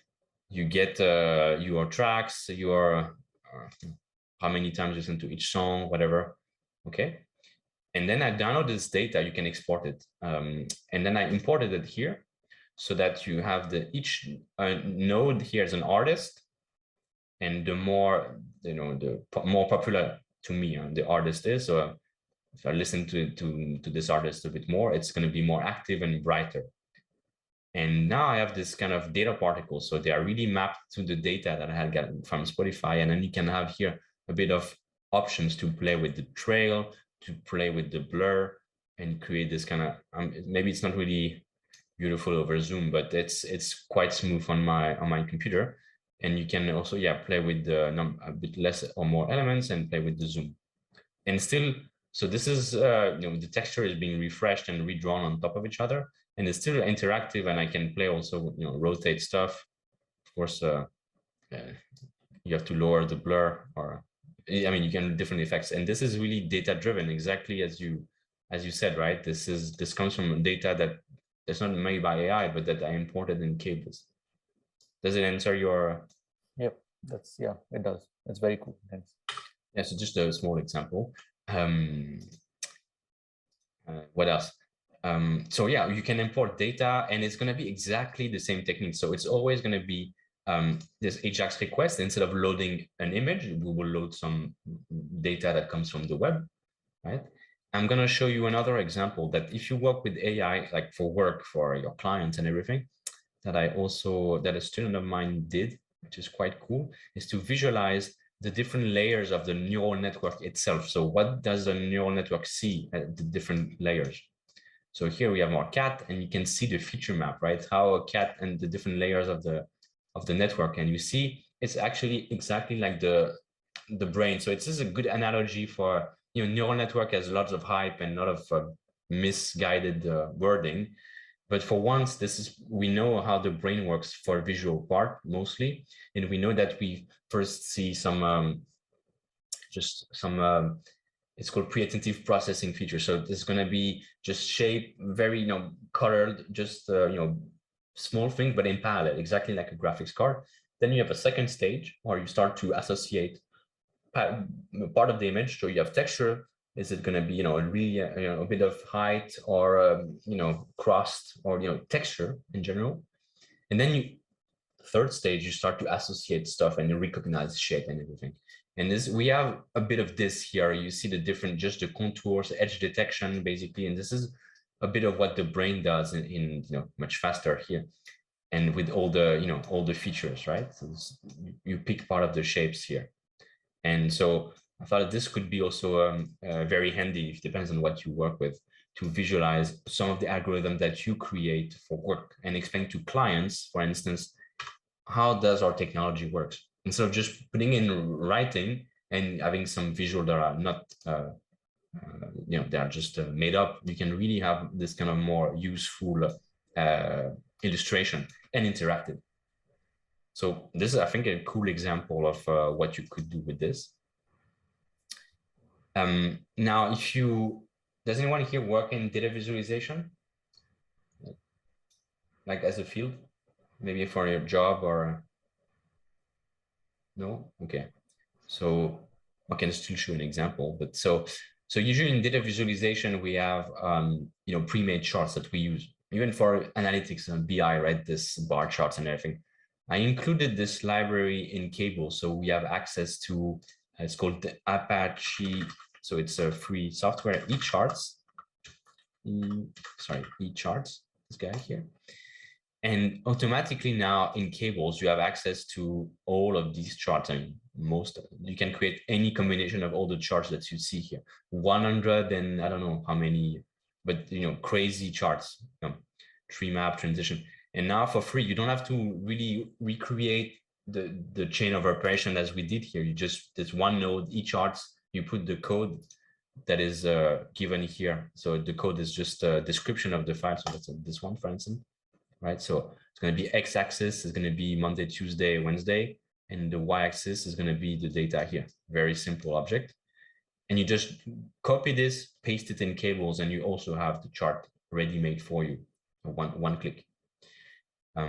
So I'm trying to expand the Cable. So because it started from a WebGL, demo scene, interactive visual to something a bit more company, like enterprise oriented, right? Something that you can use more to show to clients, to have more, to construct website, to show your data. And I think this was an area that was a bit lacking in Cables. And I'm trying to integrate more and more data-driven things here. An example would be this, something that I did for work. So the idea was to is there a way to basically download and to extract all the data that you get from a from a Google search on your profile? Because as a researcher, maybe we are always rated from our papers. How many citations do you have? But maybe if you work in architecture, because this was created for architects, your impact is not about the number of citations you get from a journal, but maybe if people take, you have tons of likes on Instagram, or people reuse your architecture and get inspired, then it should be more, valuable. So we found a way just to download, to extract some of the results that you get from Google Scholar, Google News, the regular Google search, Google Video, YouTube, basically Google Video, which is YouTube, some tweets and some imagery here. So this is a live interactive visual. And if you double click, for instance, on the video, you should be able to load it or have just a link to click it here, right? So, and this is some kind of made up charts that I designed from scratch, basically. But what I like about this is that you can also play with all the visual properties here, and you cannot really do this easily in other frameworks. Like for here, I want to say, no, I want to change, the space between all the nodes here, which corresponds to a website. I want also to change the shape. Maybe I'm gonna have hexagons or triangles. Maybe I want to fill the nodes or have some 3D maybe, right? I can start to have some depth here and use the shaded material, right? So that I can see it better. And I don't know any other framework that allows you to do this, as simply as this one. I want to change the circle here. So I can really, it's also very good when you have clients because you can really try to nail the look together by putting all the options here and say, oh, no, this is the look that I want. And then you basically save all the parameters and that's it. They are saved for the visual here. But you see how easy it is to change stuff. I think it's quite powerful. So it really depends where you come from as your background. So maybe it doesn't look impressive to you. But if you do 3D graphics, it's nothing. But remember, this is still in your browser and this is interactive. You can click on stuff and still don't need any programming to do this, right?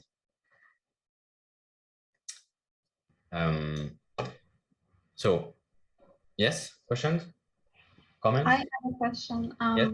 First of all, thank you so much. This is really cool. I was wondering if you have any visualizations for textual data, for like textual data. So I have one, not that I did, but you can really inspect. So let's go and find it. Very simple. You go here when you search. So I know one of the Cables developer really likes data, textual data, but I never seem to get his name right. I'm not sure why, because it's not the same name, but I can just type text, right? Text, but it depends on what keyword people put, but yeah, it's this one. This was really cool. So it's basically a 3D shape and the texture itself is text, right? So you can have this kind of transition and play, and this could be any text. Now I can show you an example where you send to this runway or another API. I have the OpenAI and it generates text on the fly. So you can type some text and it gives me back a paragraph. And so I'll show you this, how to do it. But yeah, it's really made for graphics. So it's difficult to make text look cool visually, right? This text. So I find that it's quite difficult to make it. This one is good. Also, I like it, having some kind of rotating text. But you cannot really go much further with this because you really need to read it to understand it. So it's quite difficult to make nice, text animations. But yeah, just showing you around like some projects that are very, very quite complex, right? You can create any website you want in this and try to also, use text to describe and everything. If it loads.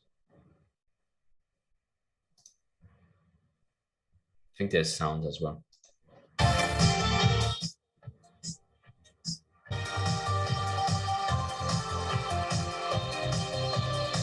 Yeah, you get the idea, right? It's a really, it's not like a game, but almost. You can. So now going back to us, how do we call in text API, right? So maybe you have a text API on your company, you work with this, you create some kind of text analysis. So it's going to be an API, right? So it's going to be exactly using this guy here, this Ajax request. So I'm going to show you here the one that I did for OpenAI. So if you don't know OpenAI, it's funny because it's called OpenAI, but they are not open at all, and they are not they are private company and everything, but they make really cool research and they have a state-of-the-art text generation. So they create this GPT-3. Maybe you heard about this, right? If you know text and maybe you work. Sorry, I don't know what your background. Maybe you work already with them. If anyone works at one of these companies, let me know. And so I have access to this OpenAI stuff because I'm academic, so I joined the waitlist. And basically, when it's not for profit, they give you access, right? And so I made a patch somewhere here to basically wrap this OpenAI API to here.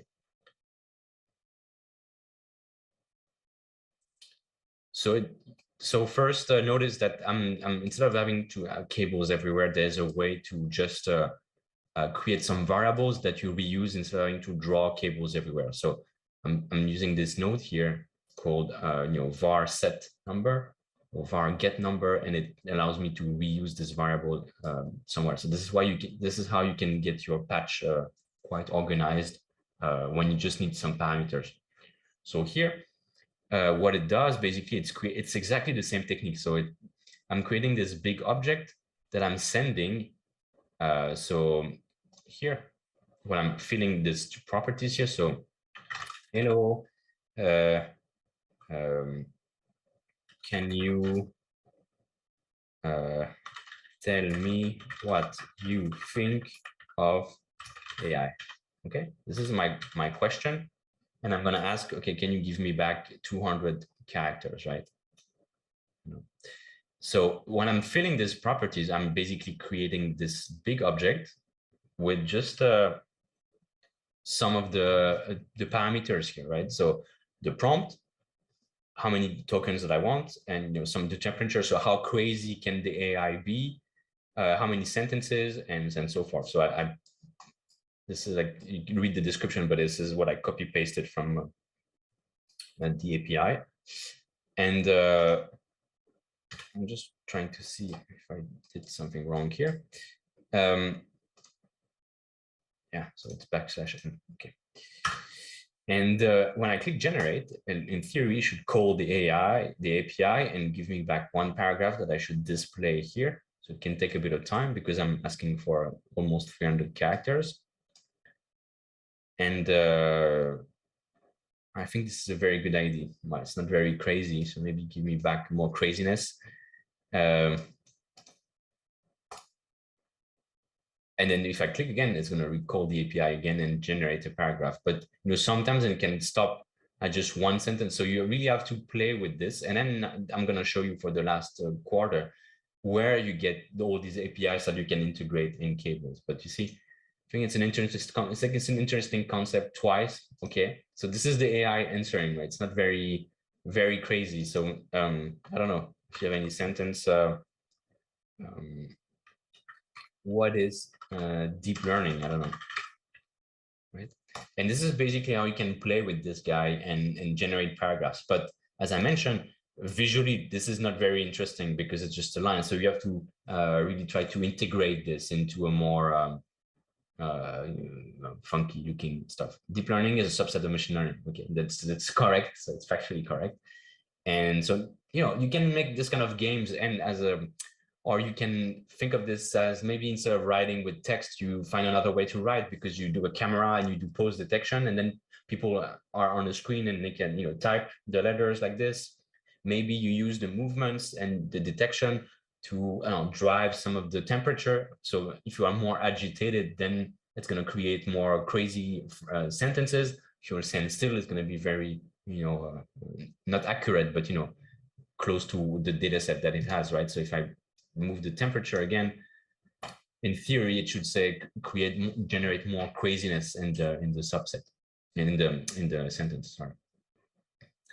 So I'm just waiting a bit for it to answer. It's not very fast, right? But well, it's actually, think of this. It's a bit crazy, right? 5 years ago, we didn't have something that is actually creating a valid sentence, answering a question, right? But yeah, it's just the beginning. You have to think what happens in 5 years again, right? I think. So I don't know why it doesn't answer, but maybe more crazy or.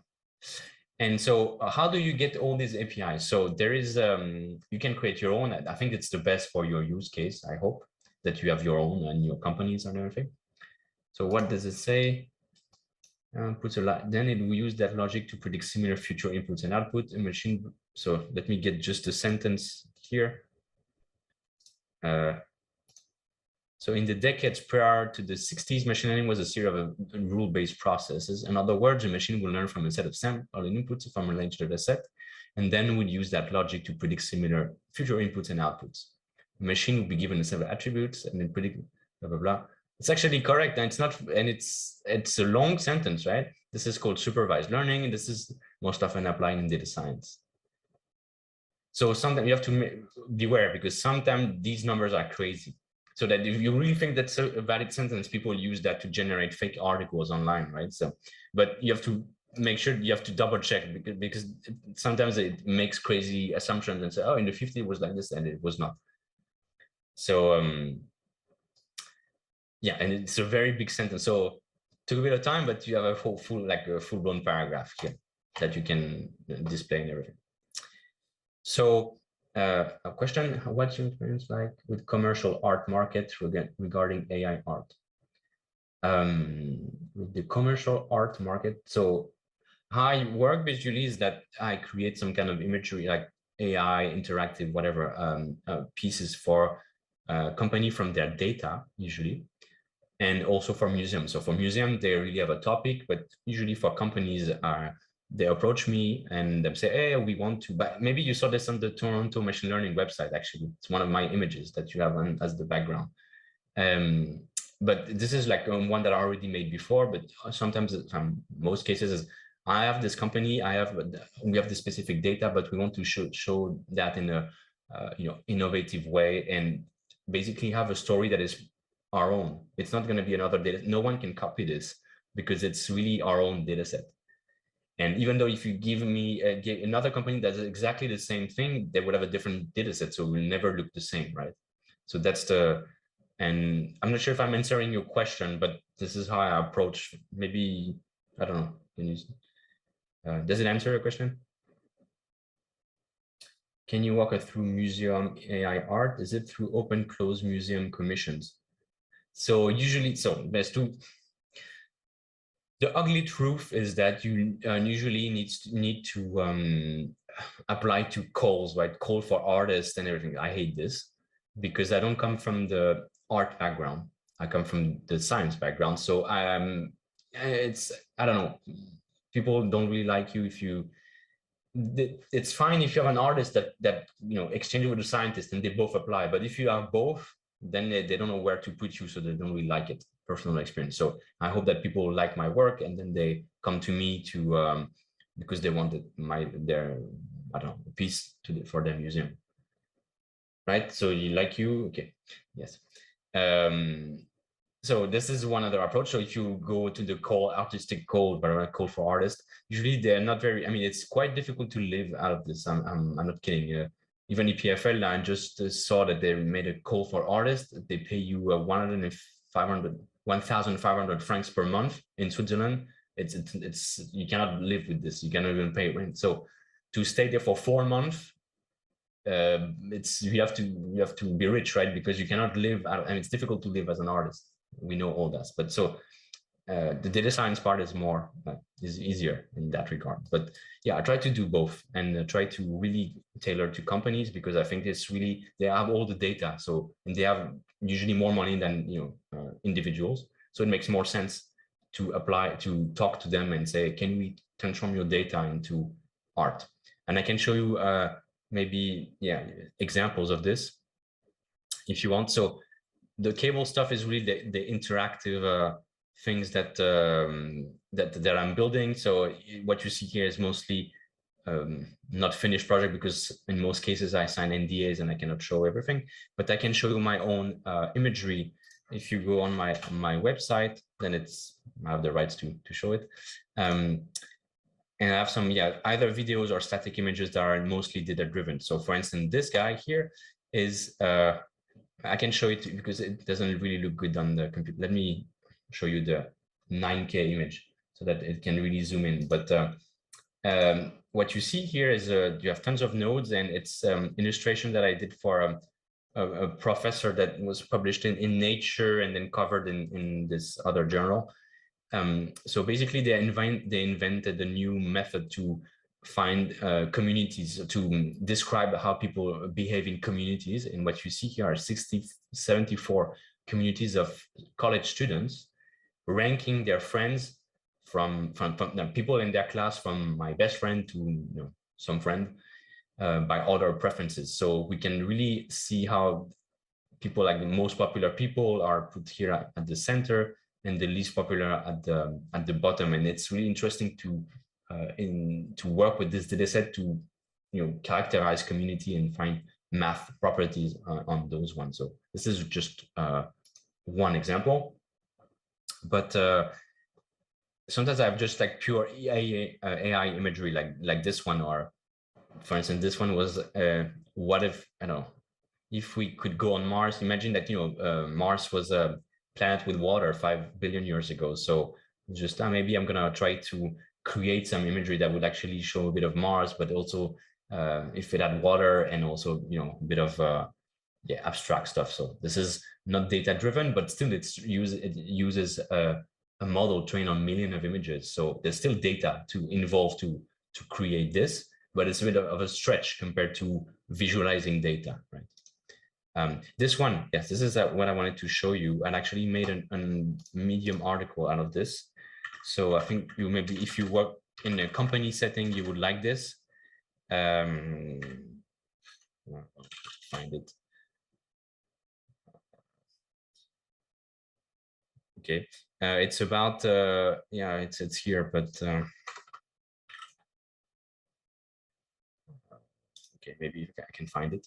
It's about yes, this here.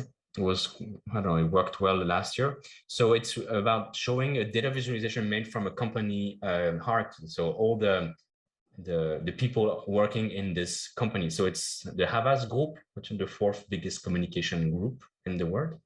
And I'm basically explaining how I got the data, how I created this hierarchy, from everyone, the intern of the intern of the intern up to the CEO of the global company. And it's the Havas group putting some information, creating on the first just a radial map where you saw the CEO at the middle, and the different hierarchy, all the layers from the CEO to the top executive to the managers, the manager of the managers, and go back to the intern.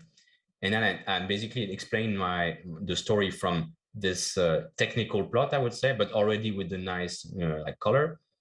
But I didn't really like the idea that the CEO was at the center and was that I'm the big boss and everything. I thought maybe we could spin this differently, so that if you work in a company, it also helps you grow as a professional, and maybe also make friends and everything. So I was like, maybe we should be able to transform this. So first, you see that this image here it's very cool to look at all the different layers, but you don't really appreciate how many people are at each layer because they are all overlapping. So then I realized, okay, maybe we can, put some variation. So you would see here, we don't see the hierarchy just as well, but we see that, okay, there's actually 18,000 people here. Okay. But then I said, okay, maybe it's not very close to what I wanted to. So I was a bit bothered by this, and it stays, I don't know, like 3 weeks like this, and I didn't really like it. So it's like, okay, maybe I should, this is where I was basically when I was working for the company here. I said, maybe we can, transform it and make it even more artistic. So when you do stuff with networks, usually they all look a bit the round. So I was like, maybe I should break the circle of depth, right? And create some kind of more, geometric imagery. And what I like about this one is that you see how many people are at each community. So, a company is a group with different branches, you have HR, and I don't know, in this case, it was like technology, creative, whatever, media. And you can see here, so each visualization shows you a different aspect of the data, and you can create this, the data is complex. You can create an infinite number of visual that highlight part of the data. And then finally, I like this. I found to me that the final visualization where you had the CEO, but at the bottom, and I was really inspired actually by the AI imagery that was creating with flowers, and I was like, oh, maybe I could create this kind of flower bouquet, or like a field of different flowers, and it would grow because you would grow as a professional, right? So here in this case, this guy here on top is the intern of the intern. It's the last layer in the hierarchy, but still you don't see the hierarchy just as much, because you have this kind of flat, parallax effect. So I don't know, I like it much better because I think it's everyone is a bit mixed up, and the colors are also more brighter and like warmer. So I found that this was more compelling visualization, but it's exactly the same data as what I showed you earlier, right? This basically. I know it was a bit longer monologue, sorry. I hope it helps you appreciate like the process, maybe.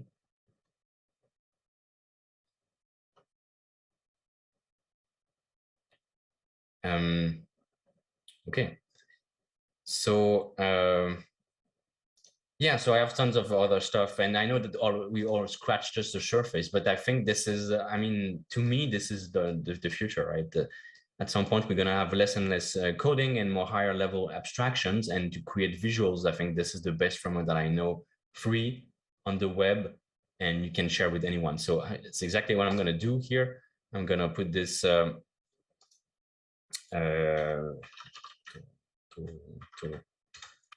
ML patch.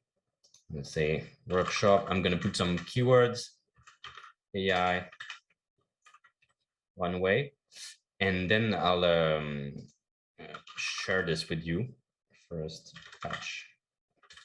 But I'll share this with you maybe privately because I don't want to put my key, my well, it's okay, my API, because each time we query it to get a new sky, you basically deplete my account.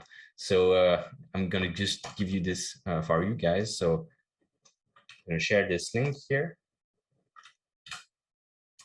And then otherwise it's fine, but I can just, then you have to swap and make your own.